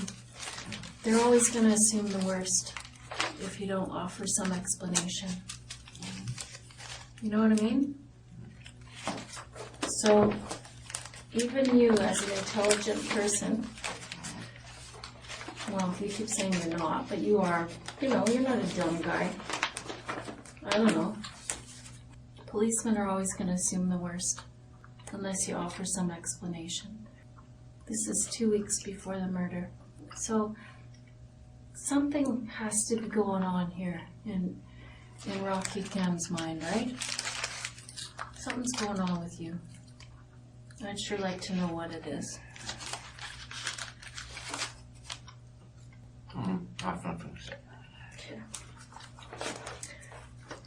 I want to be really clear with you too, Rocky, that we don't need you to say anything, you know. Like, this is it. You're going to be charged with 2 counts of murder. Okay? Here's the 5th video. This one's interesting because of this right here.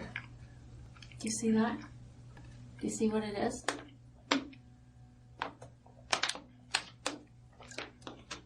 Yeah, it's a backpack. It's your backpack, right? There you are, coming to get it. Well, that backpack appears later in other videos. Right? So you can understand this part of the police investigation, Rocky, right? Where the police, like I said, they go to the scene and they just carve out a big area of space and they just start looking everywhere for video and anything else that might be of interest, things that have been tossed away, like car keys and things like that.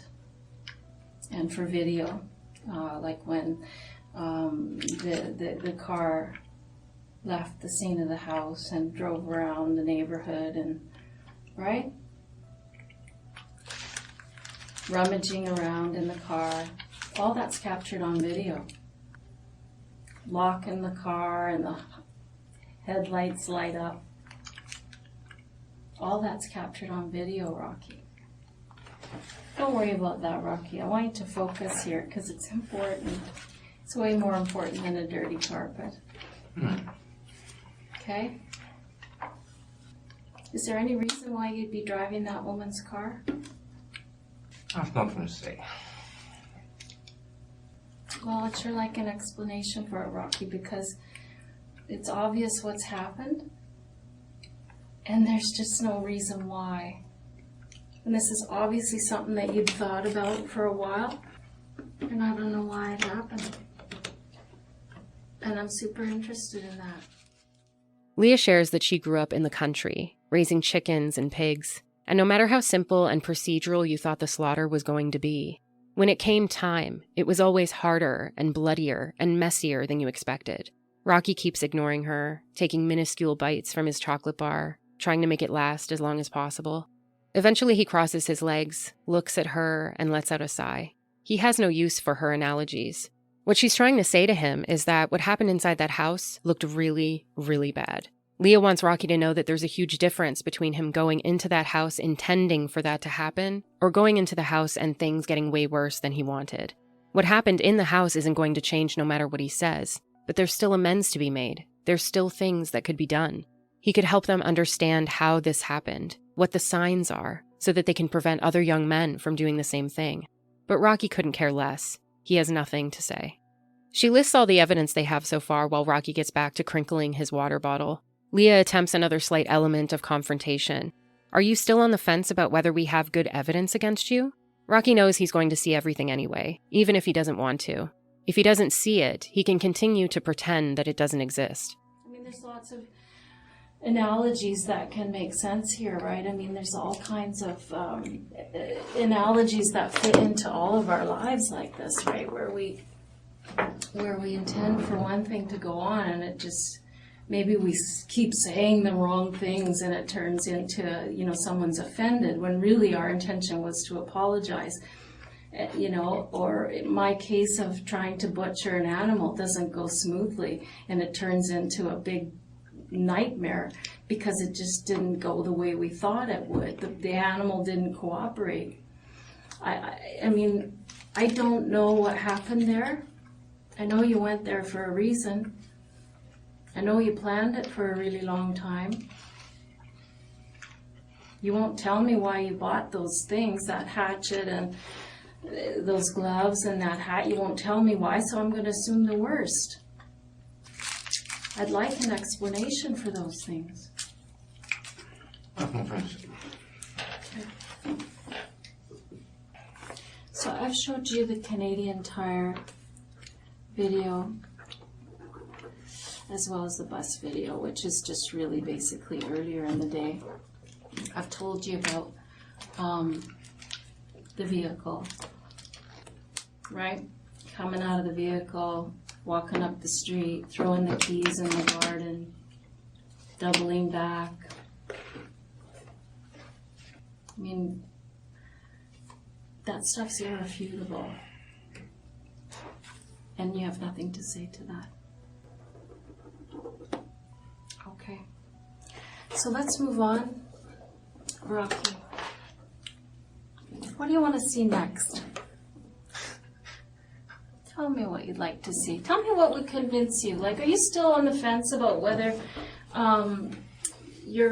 we have good evidence against you? Are you still wondering about that? Because that's often a barrier for people. You're gonna show all of them to me, I assume. Say again?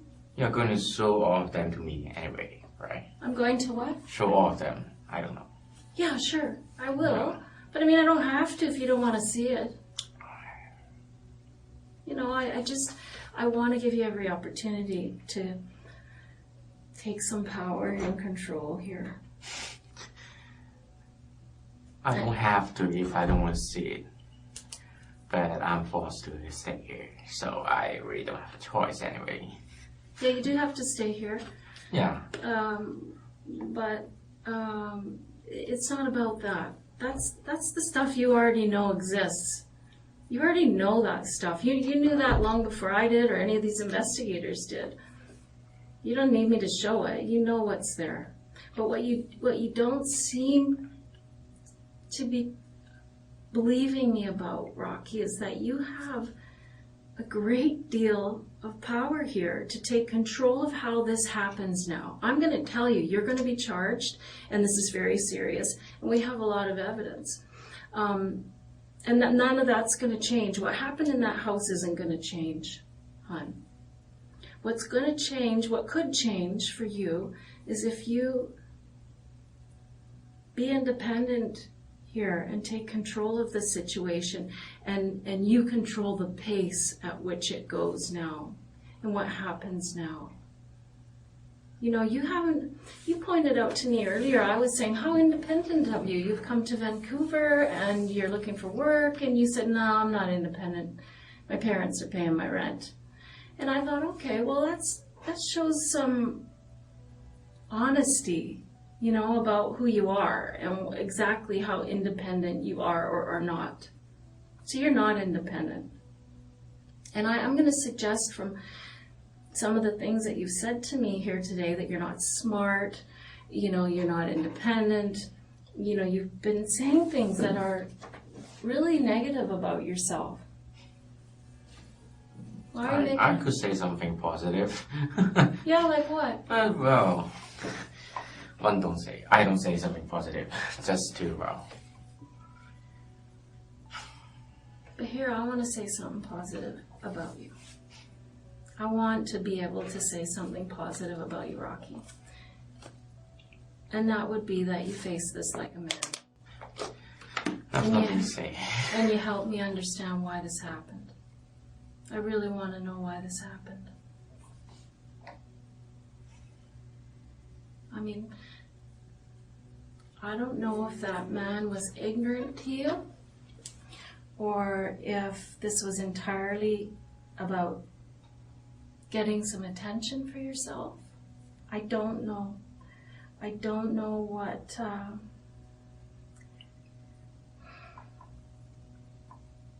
I don't know. I don't know why it happened. All I know is what happened. And I know you thought about it for a long time. I don't know if this is about video games affecting the way you think. Well, so you don't believe that. Well, okay. But help me. I want to understand this. Because what I'm saying, Rocky, is you're the only one that can say why this happened and make this clear. Because what we have to do as a society together is make sure these things don't happen again. So if there is a breakdown in the parenting or in the society or in video game presentation, or if you've been suffering from depression or some kind of mental illness for a long time, well then I'd like to hear about that.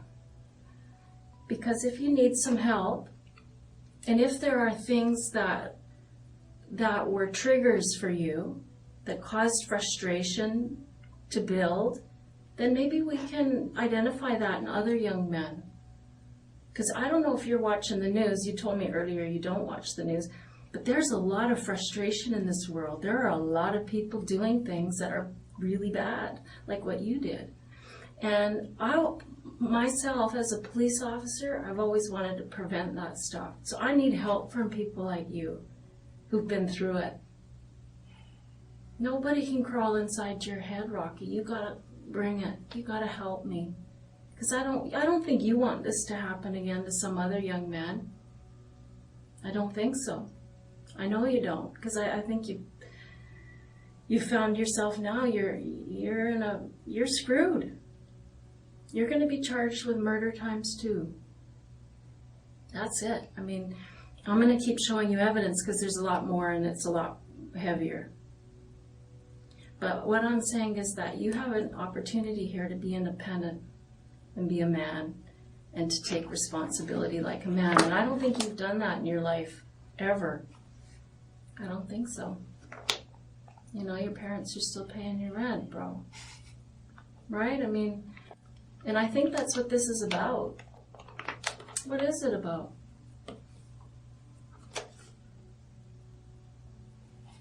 I have nothing to say.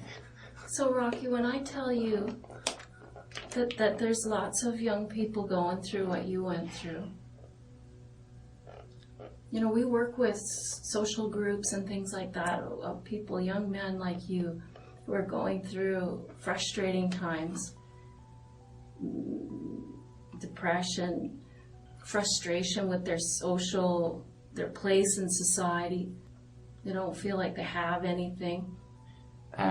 Just to clarify, I remember I said I work some moving job to pay my rent, right? Just not totally using my parents' money to keep me alive. So, well, I don't know. Maybe. Well, that doesn't change your point of view anyway. No, I'm not telling you that's my point of view, Rocky. I'm telling you this is an idea. I'm wondering if this, and that's why I'm asking. Remember last time when I said, here, your attitude changed 5 weeks ago. Mr. Norton told us that. And you said, no, wait a minute. That was because of the internet. The 5G, the no G. I believe you. Whatever you tell me, I believe you at face value. And I'm going to write it down and I'm going to bring it back to the investigators. So I'm putting it to you. Is this the problem, that you feel emasculated or feel like you're not independent? You're telling me that's not the case. But I don't know what it is, Rocky. I'm just putting ideas out there so that you can help me understand this. Because I don't understand it. I'm afraid I don't want to talk about it. I'm sure you don't. You know what? When I screw up, I sure don't want to talk about it. Then you change it. I have nothing to say. And Rocky is about to find out just how deep this investigation went. Do you remember less than a week ago at the grocery store? There was a girl there and she had a sore arm, and Leah describes their undercover cop with her arm in a sling. Rocky's resting his face in his hand, staring intently, biting his pinky nail. A bitter smile slowly creeps across his face, covered in anxiety. Once again, his trust has been betrayed. Can you blame them? Leah challenges. They're hunting a hunter. She explains that when he used his mouth to open the water bottle, it gave them epithelial cells, like fingerprints. They have him on video, they have the evidence, and now they have his match DNA. She offers to show him the report, and Rocky says that's not necessary, stretches and sighs. But he isn't calling the shots anymore. I don't think it is. And I think that you don't know what that package looks like yet. But I'm going to show it to you. You know, let me ask you this. Do you remember not very long ago, I think maybe just a few days ago, less than a week ago, you were at the grocery store? Remember being at the grocery store and there was a girl there? She had a sore arm.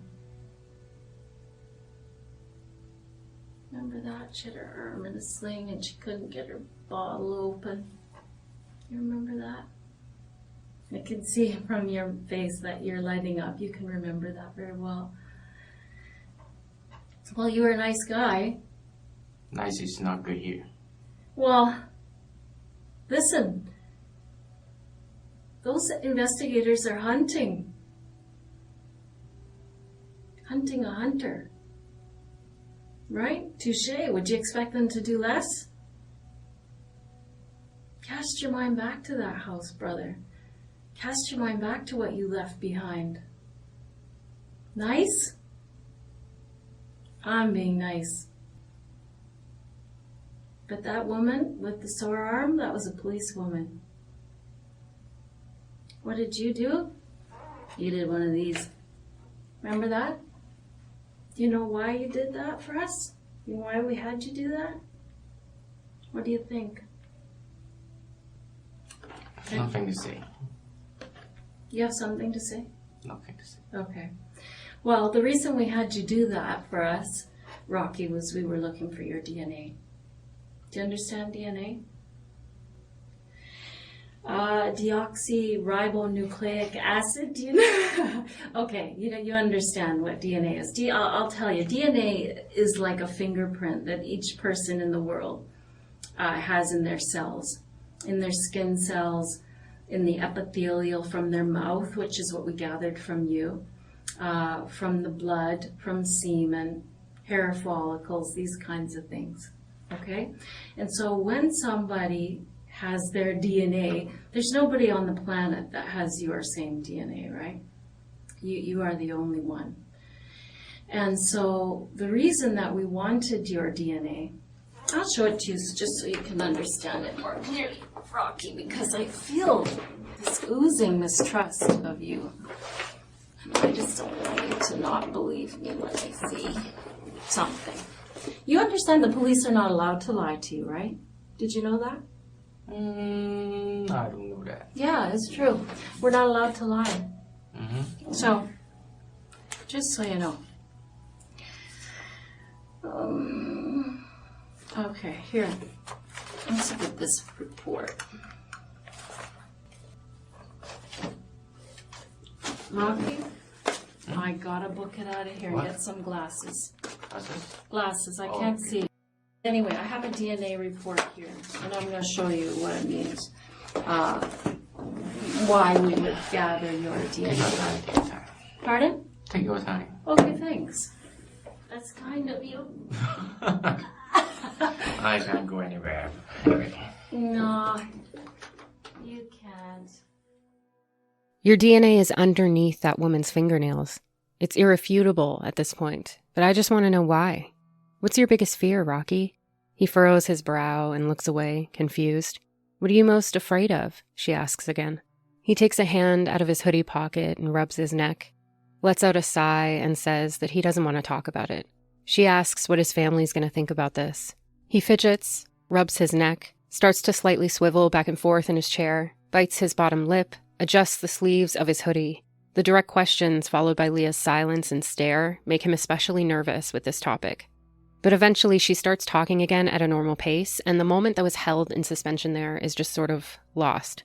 For a second, it seemed like Rocky did in fact care about what his family would think when they realized the extent of his lies. Rocky has another ill-timed laugh for her, and Leah's annoyed. I just want to know why. But what's your biggest fear, Rocky? What are you most afraid of?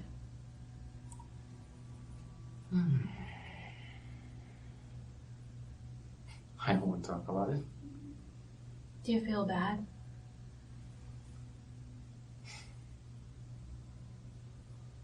Are you scared what your parents are going to think? Do you care what they think? I don't know. I can't tell. What do you think they're going to say?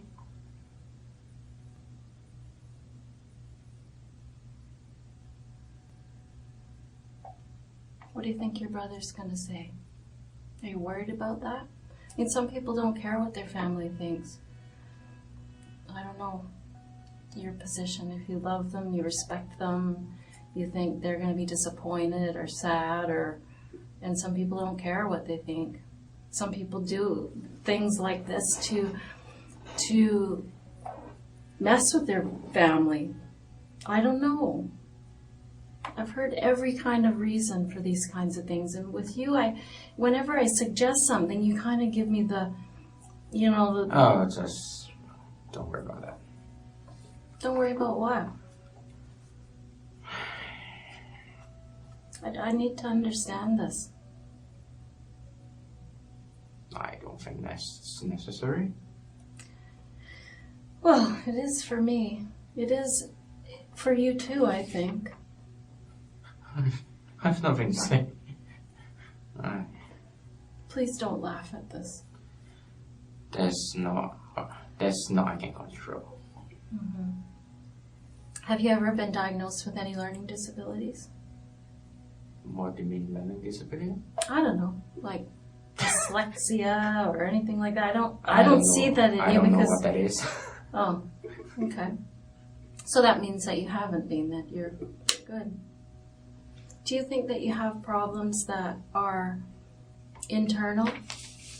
Some people, when they're in this position, Rocky, they describe to me that they have felt like there was something going on inside of them for a long time that they couldn't control. I don't know if that's true for you. That it's entirely about them. It had nothing to do with these people. I don't know. I don't know. She explains that they study victims because people are often murdered by someone they know, like a friend or a neighbor, because they learn that Richard wasn't a very nice man to that woman or other people, and maybe he'd been part of the issue. Maybe he offended you and something has been building internally for a while. If that's a factor, it can put you in a different light. Leah goes on about amends and forgiveness again, but Rocky doesn't care about what the Jones family thinks or feels. Rocky says he has nothing to say and asks if he can remain silent. Leah says if that's what he thinks is best for him, then it's his right. But she thinks what's best for him is to regret it. "Tell me you wish you could go back 6 weeks and undo this," she pleads. "When people understand what caused this to happen, they can move on. I mean, you don't seem like a scary guy to me. Are you a scary guy?" "That's not for me to decide," he sighs. "You just don't seem like a scary guy to me, and if it's true, then I want to hear that once you went into that house, things just went grossly wrong. I mean, how did this happen?" Rocky sighs and says he has nothing to say.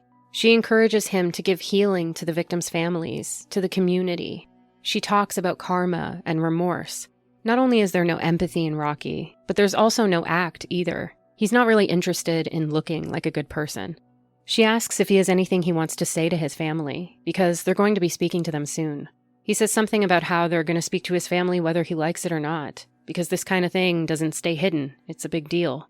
Everyone is going to know. And everyone is going to know your reaction in this room tonight. And Rocky nods in agreement towards the camera filming the interrogation. He sighs in annoyance when she says that the decent and polite thing to do is to tell them what happened so they can help other young men like him. Rocky laughs and nervously breaks eye contact while they sit there for a moment in silence. "How's this going to end?" he sighs. "It's never going to be over," Leah says. Rocky is talking about the interrogation, though. It's been 6 hours so far, and he expected to refuse to talk once and be sent on his way to jail. Leah tells him that this is bigger than him, and he owes a debt to this world. But Rocky is clearly willing to play hardball, and he can sit in silence for a long time. When Rocky's lawyer told him to shut his mouth, he heard it loud and clear. Leah tells him that this will be in the media tomorrow, so she brings up his family again, seeing if he has a message that he wants to give them. This is a tactic to see if Rocky is at least capable of showing some sort of remorse or apology towards anybody at all. "Is this going to cause embarrassment for them?" she asks. "Sure," he says. "Do you worry about that?" "I have nothing to say," he tells her. She inquires if maybe his parents won't be surprised. Maybe they saw this coming. Leah lays on a more empathetic and motherly tone with him again, encouraging him to talk because this isn't going to go away. Rocky asks about procedure again, and Leah starts talking about the interrogation procedure, but he says, "No, what's the procedure? Like, are you going to send me to court?" Again, he's just concerned about what happens when he gets out of this room. The motherly encouragement doesn't sway Rocky. If anything, he may just be judging how personal and emotional Leah is taking this because he certainly feels nothing. When she answers his big picture questions as if they're about the interrogation, it just makes him more annoyed and feel like there's absolutely no understanding between the two of them. At one point, Rocky jokes, "You can't do this all night, right?" She almost comforts him and says, "I'm here for you, whatever you need." But Rocky is challenging her. He's convinced that he can outbore her and outsilence her, and that's his goal. His frustration starts to really show when he gets snappy. "Sit somewhere else, have a dinner," he tells her. Her phone buzzes and he says, "Husband? Children?" "Oh, of course, information. Contacting my relatives." Leah says, "You can't leave it inside you," and sits there in more silence with him. Rocky covers his eyes and shakes his head, looking down. He jokes if there's any way he can make this end. Then he tells her that her just sitting there staring at him is kind of boring. I have nothing to say. Just answer. You're sorry for what? Just answer the phone. I have nothing to say.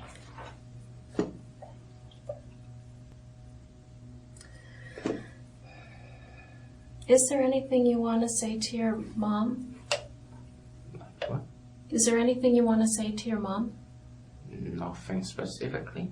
No, you already told that, right? They're going to, yeah. Yeah. Do you love your mom? Yeah. Well, just so you know, this is going to be in the media tomorrow. I don't understand media. What? Oh, media. Oh. The media. Oh. So they're gonna hear all that. Okay. Is there a message you want to get to them? Nothing to say. Is this gonna cause some embarrassment for your family? Sure it is. Are you worried about that?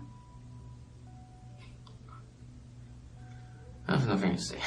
Do you think your parents predicted this? Because I think when kids have troubles socially or however, the parents sometimes, they know there's something wrong. Did your parents notice there was something wrong when you were young? Hon, I don't know what you think that you're guarding. I don't know what it is. I know you think, I don't know, I think you think if you're mute that this isn't going to go forward or that this doesn't exist. But that's just not true. It is. Period. What's the procedure? Well, procedure is easy, you know. We talk. We figure out what happened. We figure out why it happened. And then we can study that and learn from it and help other people. No, I mean, what's the procedure you're gonna submit to the court? Like when, or and that it will go, this thing will go to the media, or I don't know. Yeah, it's gonna be. I just want to know the. I want to make sure that everybody sees the whole picture, Rocky, not just this. Can you understand my position? Like, I want to be a humanitarian to you. I want to give you the power to not just have people look at this. That's not fair. There's something else going on, and I'm sure of it. There's something else inside of you.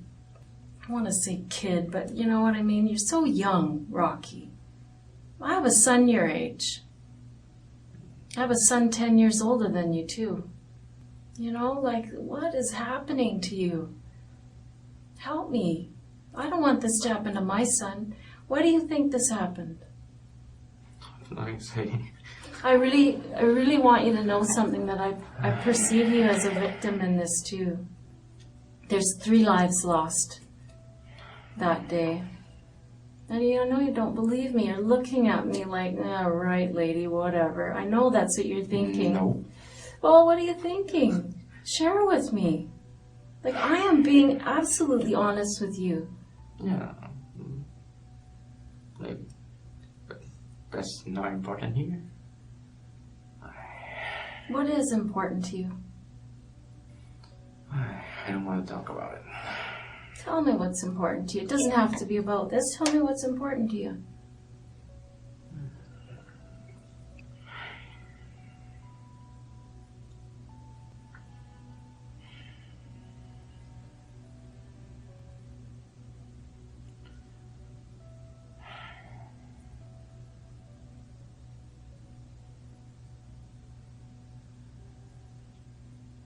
You can't do it all night, right?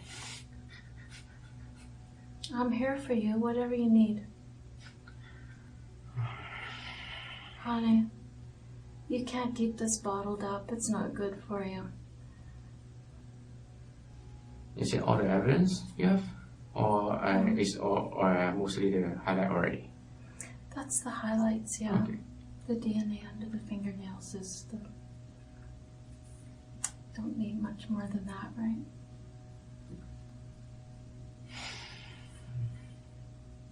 Take some rest. Have a dinner. Oh, I'm gonna sit with you. I think you need company. No thanks. Husband? Children? Oh, colleagues.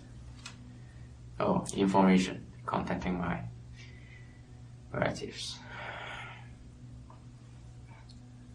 No. You can't leave it inside you.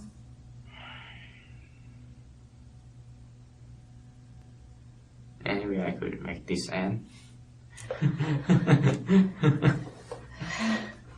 know, it's not going away. It's not gonna end anytime. I mean, this is gonna be your life for a little while. But I'll tell you, there's one way to make the anxiety lessen and the guilt lessen, the feelings about it lessen. You can do a lot to make yourself feel better. Well, I didn't ask about that. I just you stare at me is kind of boring. Well, I guess if I hadn't heard that before, I would be offended, but... Yeah. Heard that a lot? And you're still doing it. Okay. Well, you know, anyway. Rocky, it's just... these things this is very important to me. This is what I do. And those guys are doing all the gathering of this evidence. They're the ones that are hunting to capture the person responsible, and they've done that.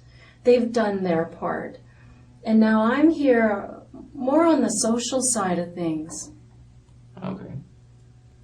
There's been something terrible in the universe has happened, right? I mean, some kind of stars didn't line up, right? I mean, you have to admit that something has gone terribly wrong. Of course it is. Someone is being murdered. Why? I have nothing to say. When Rocky again states that he has nothing to say, Leah mentions the orange knife that he left in the front yard pathway, the hat, the hatchet, all the DNA.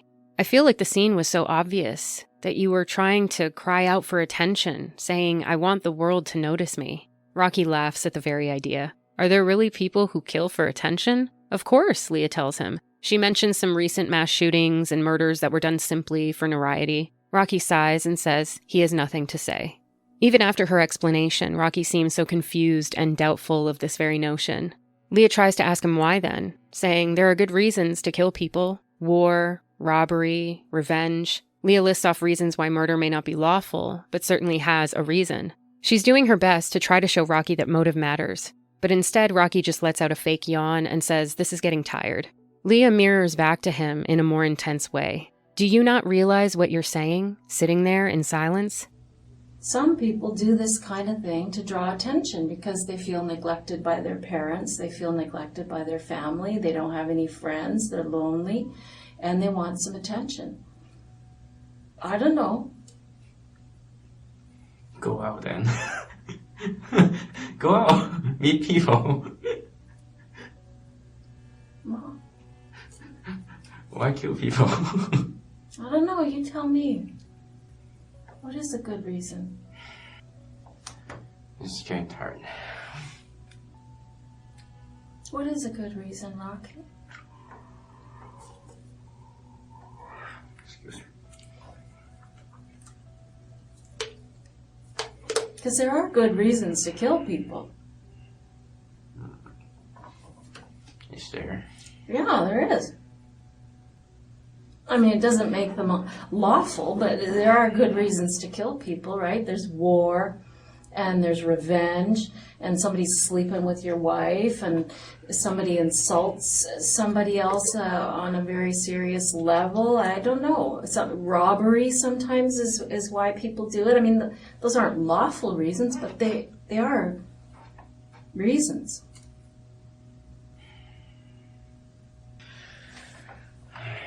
What is the reason? Come on. No, you come on. What's the reason for this? I have nothing to say. How come? How can you look at that and say, I'm good. I'm good. Don't worry about me. I know you got my DNA under her fingernails, but fuck her. Who gives a shit about her? Who gives a shit about this guy? I'm good. Like, how is that? Like, how are you doing that? How are you sitting there saying, no thanks? Because that's what it feels like, Rocky. It feels like you're saying, yeah, no, I'm fine. Are you fine? If my attitude makes you feel bad, I apologize. Well, it's not about your attitude making me,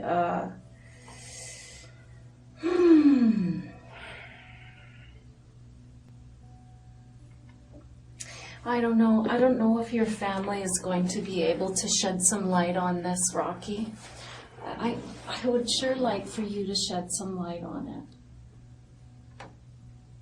I'm afraid you can't get anything.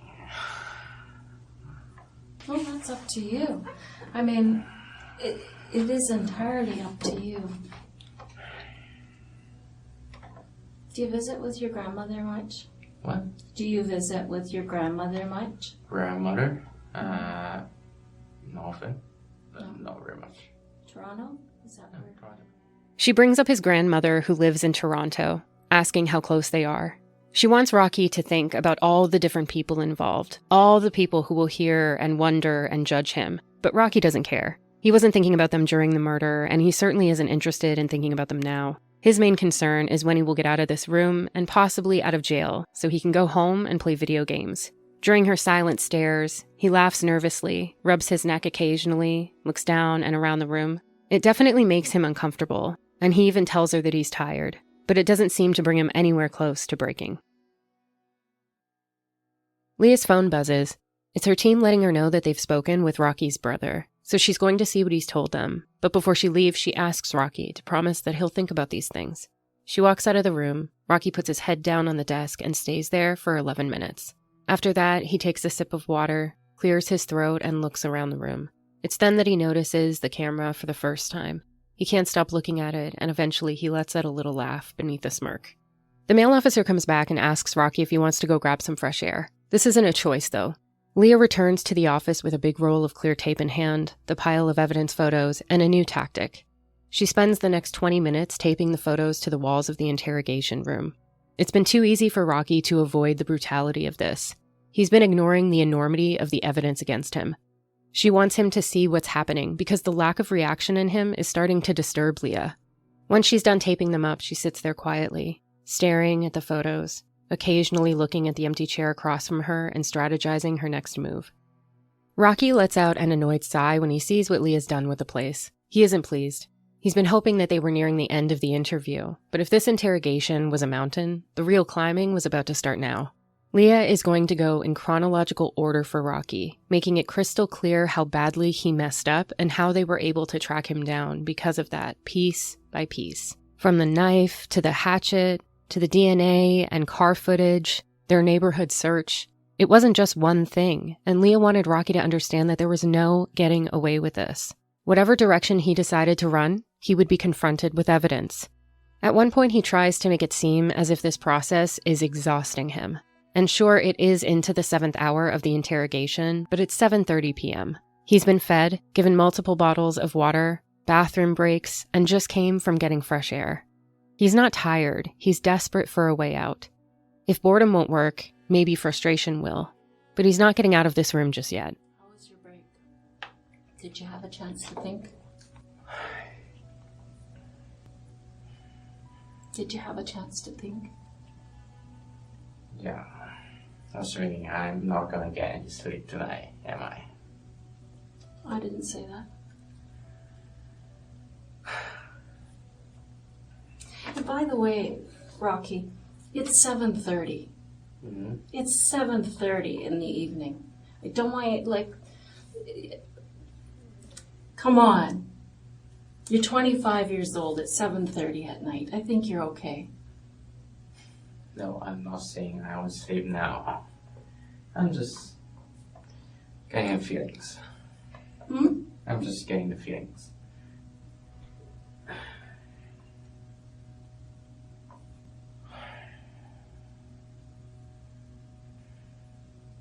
It's a lot. And you know what compounds the problem, Rocky, is if you look at that photograph there beside your shoulder there.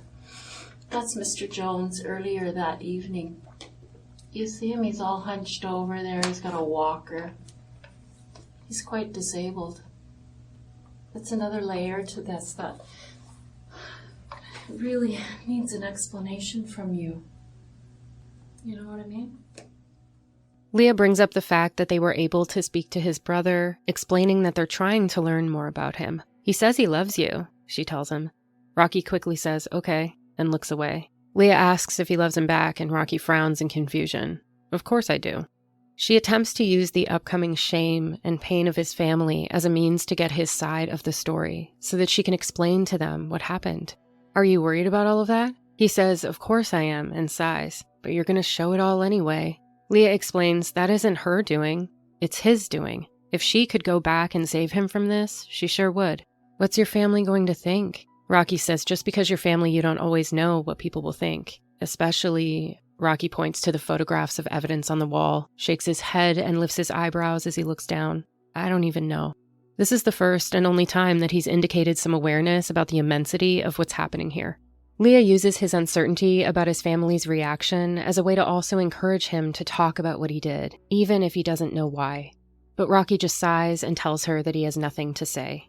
She explains that they're not even done gathering evidence yet. What she's showing him are the main highlights, but there's still tons of his DNA everywhere. This seems to make Rocky visibly nervous. He says he only has one scar, but Leah can see a few on his arms. They look like fresh scratches. Where were you bleeding when you left? Rocky gets defensive, puts on a fake chuckle, and says he has nothing to say. He looks down at the scratches and then looks away. People want to know why you did this. And maybe you don't know completely why. But there was some trigger, there was something that happened. And I don't know if you had been experiencing some problems for some time in your own head. I don't know. Help me with that. Help me to understand it, Rocky.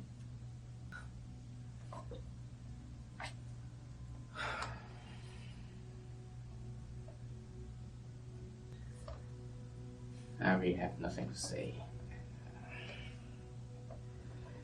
How can that be, Rocky? How can that be? You don't trust that, so well, I assume. How I don't trust what? I have nothing to say. I don't buy it. Yeah. You have lots to say. You look like you are full of things to say. Your face is twisted and you are anxious and you feel sick. I can see it in your face. Many people feel sick in police station. And while they are being charged and murdered. Yeah, it's big. I don't know what your plan is. What is your plan? I mean, the police side of it is kind of done. I mean, they're going to continue to investigate. For instance, there were quite a few pools of blood outside as the suspect left. I don't know if that's just from dripping from the victim's blood or if that's your blood. I don't know what that is, but they're continuing to investigate that to find out what blood that is. I saw you look at your wrist just now. Is that where it was injured? No, I was just thinking the police earlier asked me about something about scars. Mm-hmm. Well, this is my only scar. What is? I don't even see a scar. Yeah, it's because it's very long time ago. Okay. It's like, and I was, grade 7? I see a scar here. And here. Is it a scar? Yeah, I think so. Don't you think it is? Looks like a fingernail scratch to me. Where were you bleeding? Where were you bleeding? Bleeding? Blood? You were bleeding when you left that place. What? Well, you were scratched. I know that because Miss-Mah Jones had your DNA under There's nothing I could say.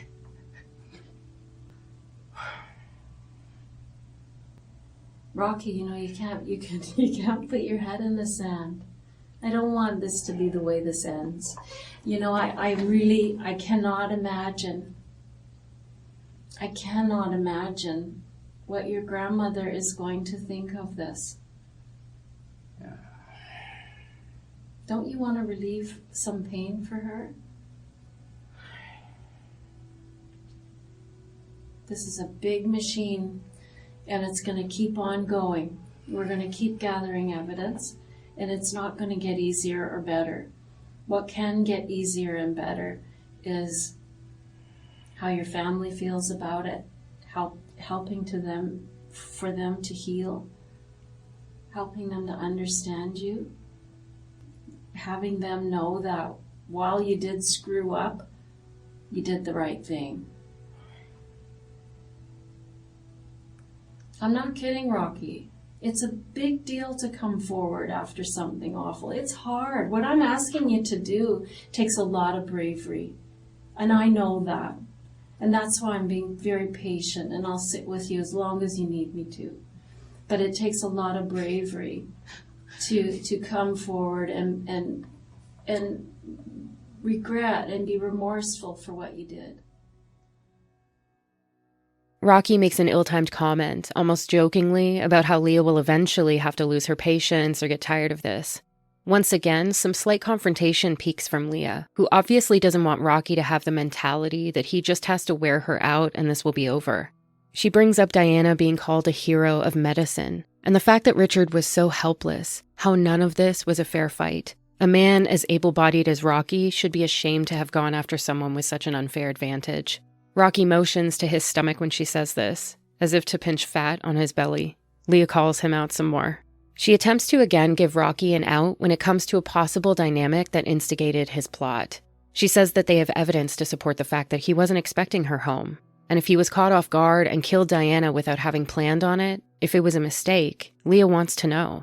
Rocky keeps staring off, frustrated and sighing, looking at her as if to say, "Why do you keep asking me things I can't answer?" He tells her that she's insulting. Leah balances between confrontation and long periods of silence that make Rocky clearly uncomfortable, but not enough to speak. What was that? Are you implying you're out of shape? Like, so it's a fair fight? Is that what that was? Oh, look at me, I'm fat, I'm out of shape. So it's a fair fight for this old man? I don't think so, man. Is that really what you're bringing to the table? I'm an out of shape gamer, so it's a fair fight. No. It's disgraceful.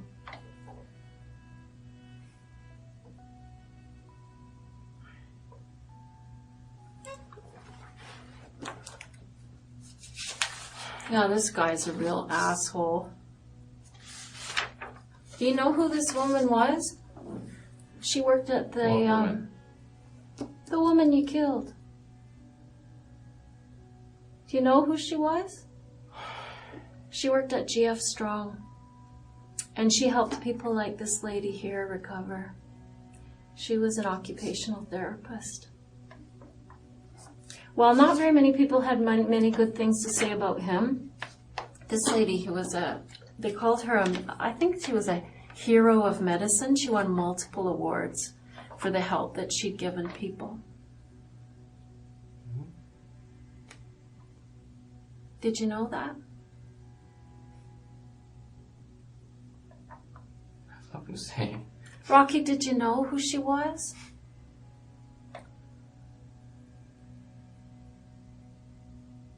Why did you do that to her? People want to know. If something happened between you and him and she walked in on it, because I know that's how it happened. I know she came home with the groceries and pow. I think she was unexpected to you. I don't think you meant to hurt her. But I'm only guessing. I want to hear it from you.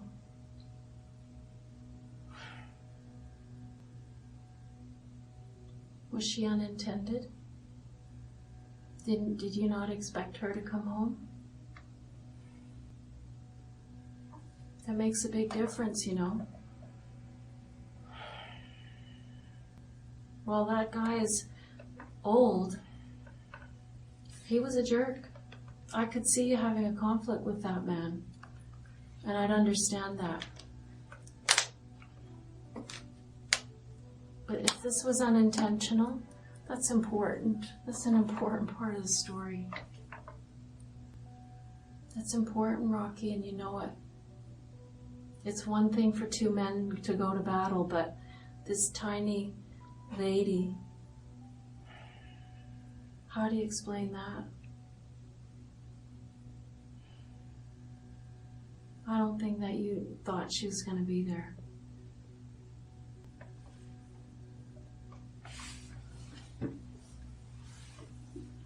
I think that was a mistake.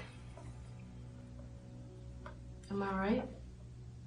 I have nothing to say. Come on, Rocky. Look at this woman. You're insulting me. I'm what? Say that again? I have nothing to say. What did you say earlier? I have nothing to Something say. about insulting you? Is that what you said? I'm insulting you? By implying that I want an explanation for why you killed this tiny lady? Elderly lady? You're 25 years old, Rocky. Why did you do that? I just don't understand a motive. They're not rich people. They don't have a lot of stuff. Maybe there's something wrong with you and you're confused by it yourself. I'd sure like to understand it and be able to explain it to people, Leah urges. She tries asking him where the backpack and sweatshirt are that he was wearing that night. He sighs, takes off his glasses, and enjoys the advantage of not having to make crystal clear eye contact with Leah. It's 20 minutes of her calmly asking, waiting in silence, and Rocky sighing while he looks around the room in avoidance. At this point, Leah starts playing word games with his responses, and he sighs, putting his head in his hands and shakes his head. He awkwardly smiles, but for a second, it's almost as if he had to contemplate whether he was going to lose his cool or not. Leah continues to ask where the backpack is, and Rocky says nothing.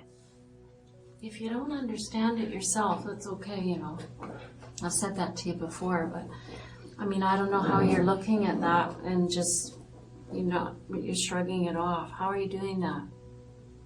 You feel anything? You feel any regret about that? You don't? Nothing to say. Ha ha ha ha ha ha ha. Sorry. That is a bad habit, my friend. You look at this. That is a bad habit. Yeah. I have nothing to say. Why not? There is absolutely no downside What do you want to know? whatsoever. What do you want to know? I want to know why you went in there. There's something I can't say. Yes, there's tons you can say. Tell me how you feel about it today. About what? About this.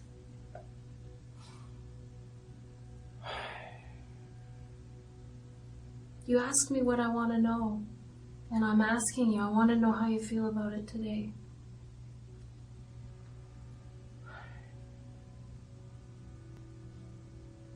How do you feel about it today? You asked me what I want to know. That's what I want to know.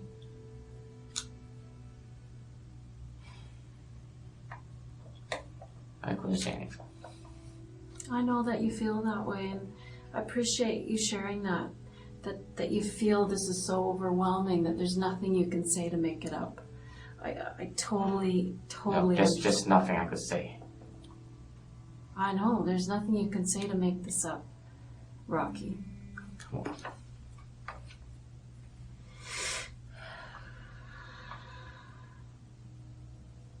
I want you to look at that hoodie, that backpack. Where is that today? I know you had that with you that night.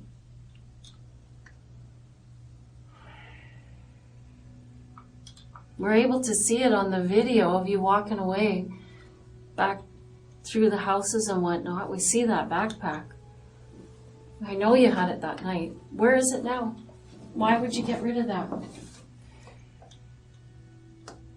Doesn't seem like anything you'd get rid of. Rocky, when you say there's nothing that you can say about this, I know that it looks overwhelming and it feels overwhelming, and it is in terms of evidence and proving that you did this thing. You're very right about that. But I want you to talk to me about what happened. There's absolutely no reason not to try to garner some understanding and some empathy from people. This opportunity is going to come and go. You know that? You are not going to have another opportunity to apologize. You know, the sky isn't going to fall if you tell me what happened, Leah reassures him.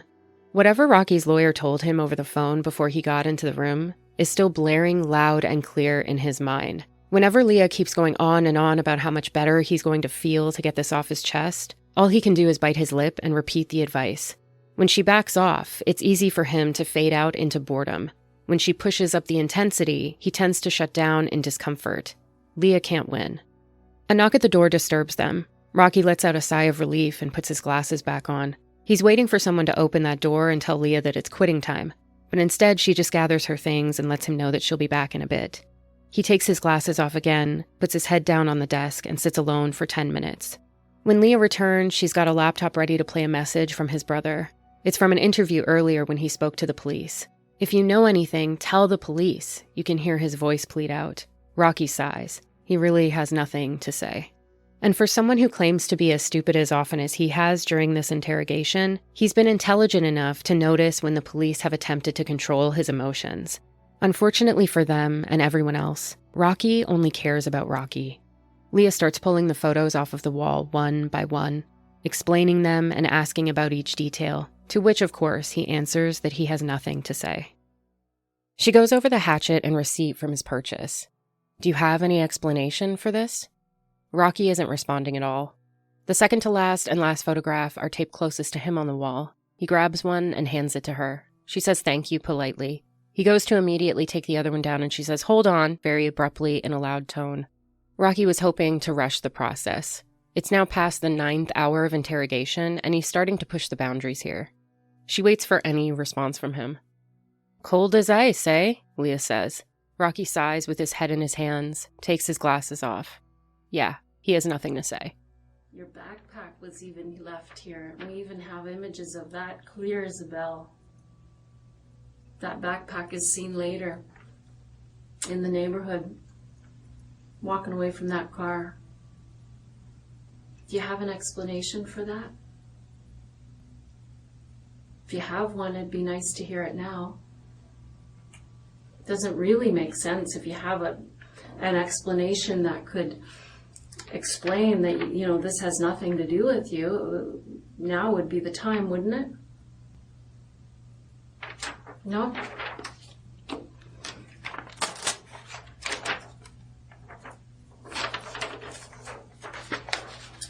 This hatchet here, it's the exact same make and model that you bought on September the 13th.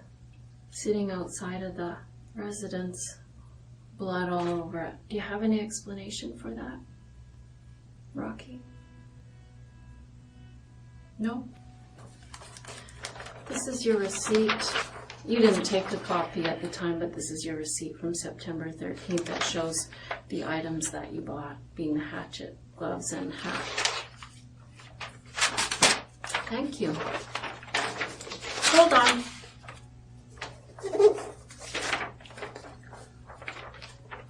This is the car that belongs to Mrs. Ma Jones.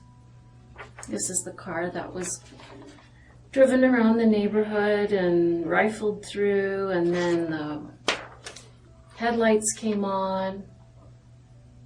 Just lit everything up beautifully for our video camera. Do you have any explanation for why your image might be on that video?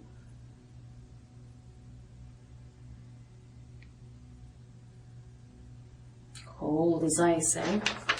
Oh. I just don't want to repeat.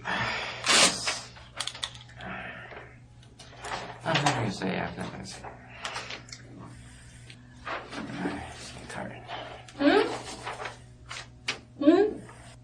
This is an image of Mr. Jones earlier in the day before he died.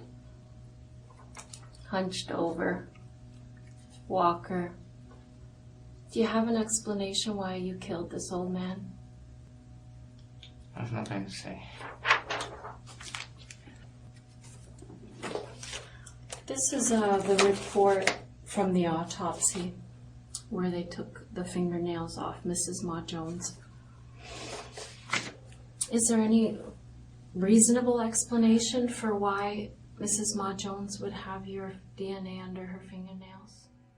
She again asks if there's any reasonable explanation why Diana would have his DNA under her fingernails. Were they lovers? Rocky looks astounded at the question that he'd be sexually or romantically involved with such an older woman. It sounds like he jokingly asks Leah how she is, and she says she's fine. But he says, "No, how old are you?" And she says 50. He's trying to point out the absurdity of this idea, but instead he backs down from another push of the boundaries and asks how long she's been a cop. She's been on the force for 27 years. She tries telling him that she's seen the benefits that can come from someone showing regret and remorse. But Rocky doesn't understand the point of either if it's not going to get him released. If it doesn't serve him in some way, what's it matter? This isn't about being released, Leah tells him. After 8+ hours, she still can't believe she's having to get this through his head. But Leah is working on empathy, logic, and basic human nature with her reasoning. Rocky lost the game. As far as he's concerned, it's over. There's no desire for redemption. There's no need for amends. And if there's any possible way that he might weasel out of this, he's convinced that the only way to do that is by denying his involvement, even in the face of blatant evidence that he can't argue away. Is there any reasonable explanation for why Mrs. Ma Jones would have your DNA under her fingernails? Is there any reason why that would happen? Are you lovers? I thought not. How are you? May I ask, how are you? How am I? Yeah. Perfect. What does that mean, how are you? How old are you? Just asking your age. Sorry. How old am I? Yeah. I'm 50. Oh. Why do you want to know? Sort of. How long have you been in the police department? 27 years. Oh, that's long. It is long, isn't it? I'm going to tell you how long it is, Rocky. It's been a very long time when somebody is faced with something like this, that someone opts to sit coldly and offer no apology, no remorse, no... If I say, what? You're gonna release me? No, it isn't about that. Don't you understand that after all this conversation, you're not being released? No matter what. I know. You've killed 2 people, man. You're not going anywhere. This isn't about being released. This is about helping other people. But you don't care about that. That's all I've been talking about all night, is you helping other people. You've done enough to hurt other people, that's for sure. But you're just sitting there coldly. I don't have anything to say. I don't really give a shit. You're not me. No, I certainly am not. Because you know the difference? I have empathy for other people, and I care about other people. No, you're not being charged for murder. I didn't kill anybody either. That's the difference, man.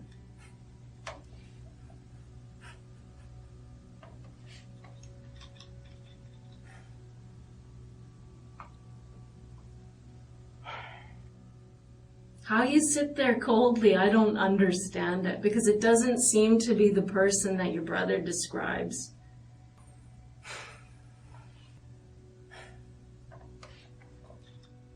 I'm telling you, Rocky, I've been in this room tons of times with tons of people, and with people who've done worse things than you. And when they see the writing on the wall and they know the jig is up, I'm caught, I'm done. There's DNA, there's video, there's every kind of evidence that there is. They finally do the right thing. They always do the right thing, almost without exception. You, sir, are an exception. In the face of all of this, you're choosing to stay back, not help anybody. And you sit there and you pretend I don't understand something, but you won't tell me what it is I don't understand. So that's kind of passive-aggressive or something. I don't really understand what you're doing. Playing games is what I think.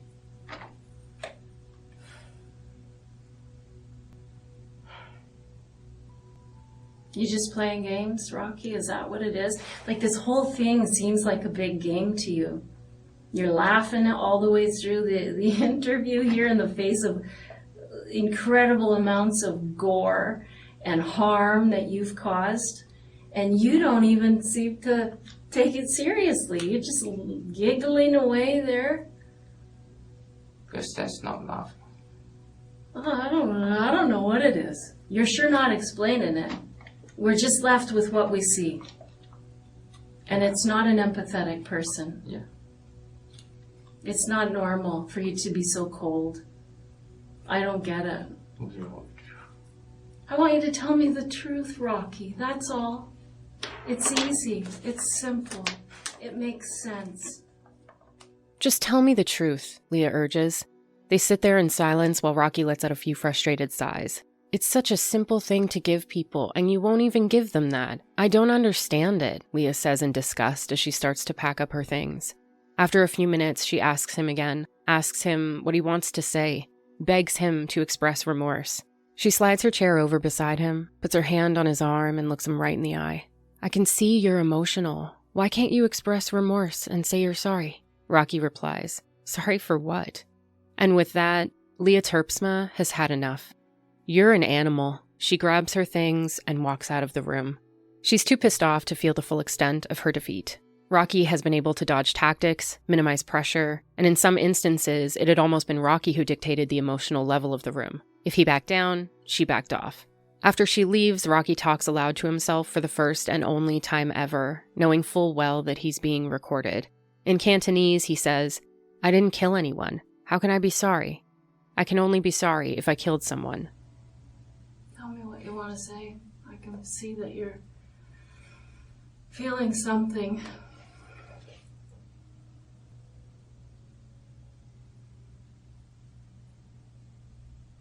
This is your chance, Rocky. If you want to say something, I would suggest that you say it.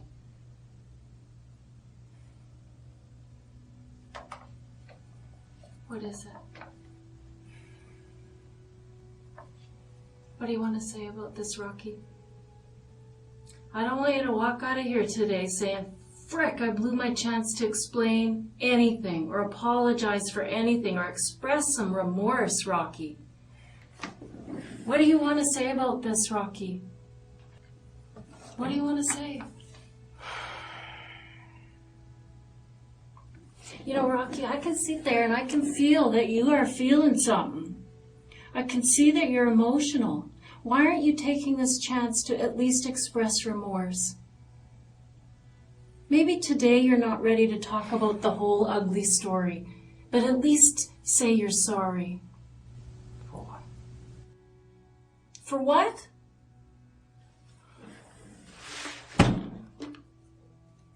You're an animal.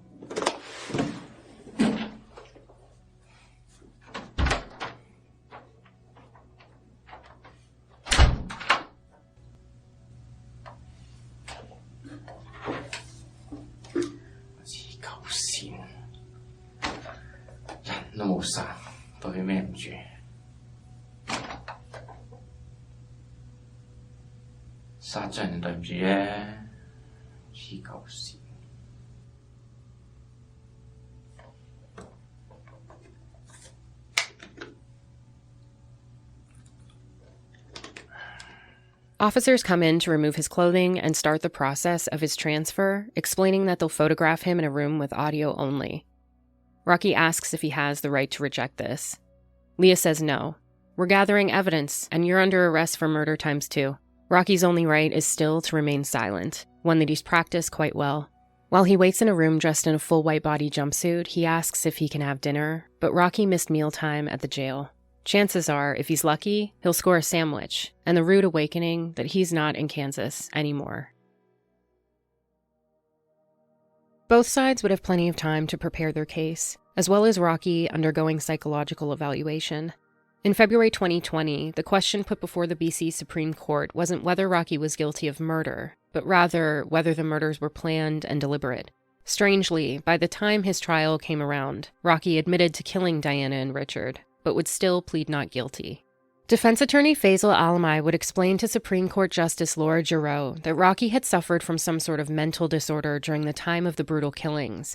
In relation to his 15-hour-a-day gaming habit, the lines between reality and fiction blurred for Rocky, causing the attack to be random, if anything. Rocky had never stopped gaming to make a plan for murder. If he wasn't playing video games, then he was reading comics or sleeping. His mind was full of violent imagery and concepts, encouraging its characters to kill in order to level up. The defense would even bring up a demonstration of Skyrim on the screen, a favored action role-playing game that Rocky would insist had inspired his murderous combat. Letting out a bit of a giggle, he watched his defense attorney's poor attempts to demonstrate his character's ability to kill. Rocky had just moved to Vancouver 3 months before he committed the murders. While barely leaving his house, sat in front of his computer screen for hours, how could he possibly have built up the intent to kill Diana and Richard Jones? There's no evidence as to why Rocky would do that, let alone when he did. It was a random attack with no intent or preparation, the defense told the court. Clinical psychologist Dr. Edward Shen, who interviewed Rocky 2 years after the murders, said that Rocky eventually remembered what he did, but not why.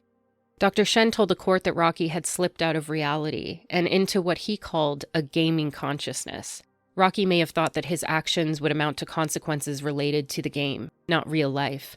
The intense isolation had loosened the boundaries of his consciousness, and like the game, he was simply a spectator. Shen held up his watch from the witness stand. People whose consciousness is geared towards money might ask how much this watch cost. Others might ask where I bought it. Others might ask how long I've had it. Without an exact trigger, in the same way, Rocky slips in and out of real life and into gaming consciousness because of its focus. He has no true awareness of what he's doing. How much credibility the court decides to give this theory would be significant, as it would make Rocky guilty of manslaughter instead of murder. But Crown Prosecutor Daniel Mulligan argued that this theory not only implies that Rocky is a credible enough witness to explain in full honesty what happened, but that gaming consciousness is a recognized condition, which it isn't. Mulligan asked Shen a series of questions, pointing out his lack of training in forensic psychology, which is key in criminal matters. Rocky is a demonstrated liar, who conveniently was also the first and only person Dr. Shen has ever met with this so-called gaming consciousness. Well, I have a lot of friends and know people who enjoy playing games and spend a lot of time with them, Shen testified. But if Rocky is the only person he's met with this condition, and the only source of information about it, then how could he fully assess with accuracy whether Rocky was exaggerating or pretending? Mulligan reminded the court of his repeated lies, explaining that Rocky isn't unable to reveal his motive. He's just unwilling. And if Rocky was slipping in and out of reality, wouldn't those closest to him have noticed? His roommate Darby Norton would testify that Rocky had been looking for a job, living off of his savings, and spent most of his time in his room playing video games. Rocky told him that he'd made a name for himself in Hong Kong by being such a good gamer. He didn't do drugs or drink, at least from what Darby observed, and would occasionally bring his laptop into the main area and chat with the other roommates. Once Darby's girlfriend moved into the house in August, he didn't see much of Rocky, having his own change in schedule. Rocky himself never had any visitors come over, no social life, it seemed. During cross-examination, when pressed, Darby would admit that Rocky had started getting up later after the murders and did seem to appear kind of depressed. I have nothing to say, Rocky Rambo would surprise everyone when he took the stand in his own defense, even explaining in detail what had happened that night. In Rocky's version of events, he's not sure why he packed those items before leaving his house. He happened to see Diana taking the groceries out of her car and attacked her, forcing his way into the home. He covered her mouth to keep her from screaming, and when that didn't work, he used his other hand to choke her. After she stopped breathing, he stabbed her with a knife. Or maybe he stabbed her before, he isn't sure. It was then he heard Richard walk into the kitchen, and Rocky says he kept stabbing him over and over, thinking, why won't he die? He kept trying to stand up, and Rocky pushed him to the floor. Or maybe he stabbed him again. He can't remember. He goes to the living room where he left the hatchet, comes back and chops his neck. He didn't know either of them and had no idea why he committed the murders. During cross-examination, Rocky wouldn't stand a chance. Mulligan brought up online searches that Rocky had looked up months before the murders, including things like tasers, stun guns, ways to knock people out, and crime scene cleanup. These searches were because you had an interest in killing people, and you wanted to come up with a plan on how to do it, the prosecution challenged Rocky. But Rocky argued that things like tasers and stun guns don't kill people. The prosecution rephrased his question, implying that Rocky was looking at ways to disable people, possibly to kill them slowly or inflict the most amount of pain. But Rocky disagreed, saying that wasn't the case. He was shocked when he saw the footage of him purchasing the items because he hadn't believed he committed the murders. If he had, he would expect to feel something or have his life changed. I never feel any feelings about it, Rocky said. I don't lose sleep at night. I don't feel guilt or any happiness or any sadness over it. Instead of that being proof that he's a hollow monster who feels nothing, Rocky says that's proof that his behavior isn't consistent with someone who killed 2 people. It was only after speaking to Dr. Shen did he slowly come to realize that he did, but he still isn't sure why seeing Diana triggered him. As the middle child of 3, Dr. Shen had naturally been curious to cover Rocky's relationship with his family members. He told Shen that he thought his mother was manipulative and phony. When they lived together in the same house, he went out of his way to avoid her. These negative feelings towards his mother would actually become more useful for the prosecution, who had a version that was much more intentional. Mulligan described the attack as prolonged but controlled. There was enough evidence to suggest that Rocky had already been inside when Dianna got home from Costco. He attacked her as she stepped inside, dragged her into the kitchen area, and ultimately slashed her throat during an intense scuffle. The blood on the floor shows that the couple was dragged to the bathroom and left in the shower with the water running. Dianna died from extreme blood loss after he severed her carotid artery, but she also had numerous cuts and blunt force trauma from giving the fight of her life. Perhaps Rocky had been reminded of his own mother as he took out his rage on her. Then he ate a peach, he drank some milk, he took some bananas, a lighter, a pager, and some cash he found in the guest bathroom before leaving the home. Rocky had been seen walking around the neighborhood and getting something to eat a few hours before the murders. "Were you in a video game then, Rocky?" Mulligan challenged. Or when he was seen hiding behind a tree as Dianna pulled up in the driveway, getting the hatchet out of his backpack on video surveillance. "Were you in a video game then? Did you have to dig through your backpack?" Mulligan asked him. "It's not like you were able to just push a button on your keyboard and make the hatchet appear in your hand, right?" Rocky frowned in confusion. "It wasn't like a video game, was it, Rocky?" "When I get out of my house, I have no thought as to killing some people," Rocky says on the stand. "With your hatchet and your 2 knives and your gloves and your baseball hat," Mulligan argued. "And shampoo," Rocky laughed. "Oh, is that funny?" "No, it's not funny," Rocky replied. "I just don't know why you keep suggesting otherwise." He stood firm in the fact that he had no intent to kill anyone, yet Rocky didn't deny killing them. He didn't deny dragging their bodies through the home into the shower, and the prosecution challenged him, saying that this was a way to get rid of evidence. But unfortunately, he didn't realize that Diana's left hand hadn't been fully immersed in water. "It's very unlikely," Rocky argued. "If I wanted to wash the DNA off of Mrs. Jones' hands, I don't believe moving their bodies to the shower is necessary." Mulligan continued to press the issue, but Rocky acted like he just didn't understand. He said maybe he did it because it was disgusting, and he wanted to keep people from seeing the bodies. Even Rocky has to admit that this reasoning seems more logical thinking than gaming consciousness. And what about all of his lies for weeks and weeks following the murders? The defense would try to keep the interrogation from being played and arguing that if it was, it would only be further demonstration as to how detached Rocky was. But the prosecution argued that the interrogation had taken place a whopping 40 days after the murders, with plenty of real life lived in between. Again, like most evidence, it would be admitted without its full weight declared. Nothing about this case was regular, and Justice Giroux didn't want to cut corners just to get an easy answer. The Crown accused Rocky of putting on an act during questioning and asked the court to take note that Rocky had repeatedly and intentionally lied to police. By that point, he'd also done numerous internet searches and thrown away bloody clothes and other evidence. But Rocky insisted that he wasn't an immoral person, even in the absence of his guilt. He was shocked and frustrated. He couldn't explain what he'd been feeling during the interrogation. Rocky sways in and out of reality whenever it's convenient for him, but in a court system where remorse is highly regarded, his testimony lacked any sense of humanity. During closings, the defense would stand by its argument that a planned and intentional murder had not been proven beyond a reasonable doubt. If the Crown has not proven the requisite for murder, then there could only be a conviction of manslaughter, Rocky's attorney said again, bringing up the state of mind during the murders and the gaming consciousness. How would a person who otherwise appears normal commit such a horrendous crime? But the prosecution closed with a tremendous amount of evidence and emotional impact, reminding the court that Rocky had purchased a kill kit, brought the weapons out with him that evening with the intent to kill. Rocky deliberately dumped and discarded various pieces of evidence, checked the news for reports of the crime, and lied about it to law enforcement. Given that Dr. Shen's only source of measure for this so-called gaming consciousness and its validity is the murderer, it should be given no weight.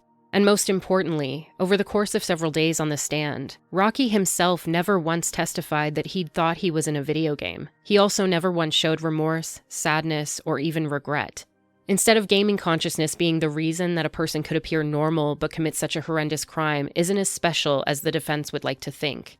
Where his empathy and compassion should be, Rocky was hollow.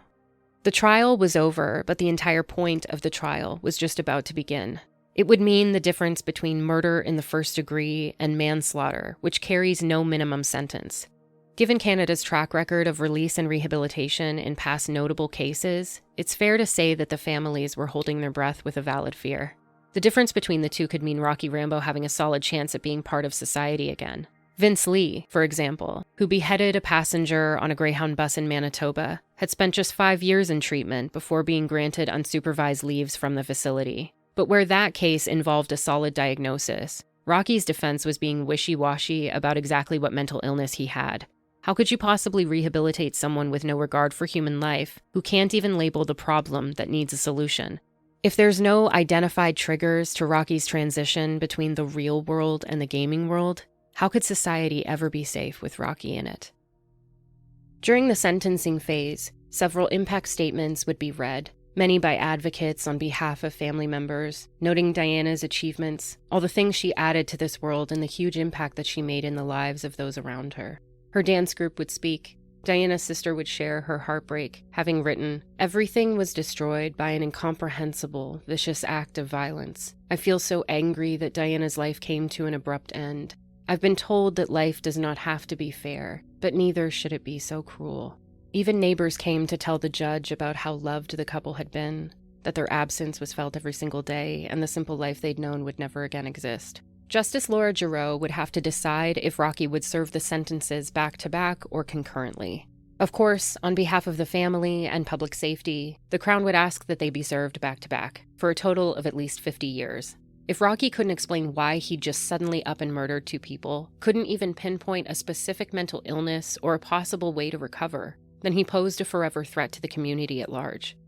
The defense pleaded for the minimum, arguing that 50 years behind bars would be cruel, giving Rocky absolutely no chance at rehabilitation and make him ineligible for a chance at parole until 75 years old. Justice Laura Giroux addressed the court, having deliberated extensively about her ruling. She stated that the court found that Rocky's actions before, during, and after the killings were goal-oriented. His conduct was incomprehensible, and his attack was controlled, not frenzied. His motive, while not known specifically, was not robbery or theft. It had been a methodical execution. His innocent explanations for both the killings and his purchases 2 weeks before were not believable. If anything, the extent of the injuries and the brutality of the act implied intent. However, Giroux also stated that 50 years without any chance for parole is unduly long and harsh, given that there is insufficient evidence that Rocky would continue to pose a threat to the community in 25 years' time. Mulligan called the conviction and sentencing a tribute to exceptional work done by the Vancouver police and members of the public who helped them, including Canadian Tire assisting in developing a timeline. I hope that this verdict and sentence brings some comfort to the family members and friends of Dianna-Mah Jones and Richard Jones, Mulligan told the media. And I'm hoping that from this point forward there will be less focus on how they died and more on celebrating how they lived. Parole is not guaranteed, but Rocky will be eligible to apply as early as 2042. Rocky's gaming consciousness defense, while not unique, holds little to no water. Since the 1999 Columbine High School massacre, an unfounded correlation between violent events and music, movies, and video games has continued on rumor and fear alone. In the same way that being a master at Rock Band doesn't necessarily lead to a musical career, or gamers who spend hours playing Madden and never think twice about signing up for a sports team in real life, the link between digital landscapes of violence and their ability to warp a person's sense of reality or influence action is almost non-existent. Rocky isn't alone when it comes to a 10 to 15 hour a day habit. There's plenty of gamers out there logging some serious time. Given that gaming has only progressed further in popularity since Rocky's conviction, if there was truth to this, the numbers would show it. If there is any connection between violence and video games, it's on an individual basis, where a person's family environment, beliefs about aggression, aggressive behavior itself, personality type, any mental illnesses, etc., would also need to be taken into consideration. Multiple studies, including one over the span of 10 years, found positive social behavior even in those who regularly played extremely violent games. Some studies show that repeated exposure to violent video games can be aggression-enhancing, but this was concluded with young males who were already habitually aggressive. And it's clear that through Rocky's use of language, he often speaks with gaming verbiage. But in his day-to-day life, he was able to interact with his roommates, landlord, strangers in the grocery store who asked him for help, and even a challenging officer for 9 hours without even raising his voice. Somehow, for all of those years, he'd been able to emotionally regulate himself and channel his rage into gaming. If anything, he was extremely addicted. There's more studies proving the connection between gaming and its overall positive effects, including its ability to strengthen conflict resolution. But like anything, it can be taken overboard, and Rocky dove right in. The judge had allowed the argument for gaming consciousness to be in the trial, which was the only defense that Rocky had. Yet somehow, Rocky had never once attempted to live as if he was in a video game ever again after September 26, 2017. He'd paid for his groceries and takeout meals. He interacted with strangers and his roommates as normally as ever. He was never once observed being aggressive, violent, or even rude. For someone who apparently believed that his actions held no consequence, he sure did his best to follow the rules and stay under the radar. Even during his interrogation with Detective Terpsma, he was irritated and itching to play his video games, or at least have his phone. Rocky knew the difference between real life and a screen. And his statements about when he realized what he had done are conflicting. His defense attorney likes to say that Rocky finally had a breakthrough moment with him and cried. Conveniently, it's the one and only time that Rocky has ever felt any sort of remorse or sadness, if it even happened at all. But during the trial, Rocky told the court that he knew the murders were real after searching for them in the news, weeks before his arrest and meeting with a lawyer. And he explained that his unchanged life was proof that it hadn't really happened at all. But this wasn't detachment from reality, not more than any other murderer who was anxiously and arrogantly watching time tick by, hoping that it'll all die down and disappear. And his method of gaining favor remains much of the same behind bars, acting as innocently and naive as possible, biding his time and holding his breath, and so far remaining silent about what he did 6 years ago. It's hard to imagine Rocky cultivating any amount of authentic remorse. Numerous tributes, educational awards, and memorial scholarships would be created in Diana's honor, including the Dianna-Mah Jones Advancing the Art and Science Award at the University of Alberta and the Dianna-Mah Jones Memorial Grant for Innovation at the Canadian Association of Occupational Therapists. She would love that.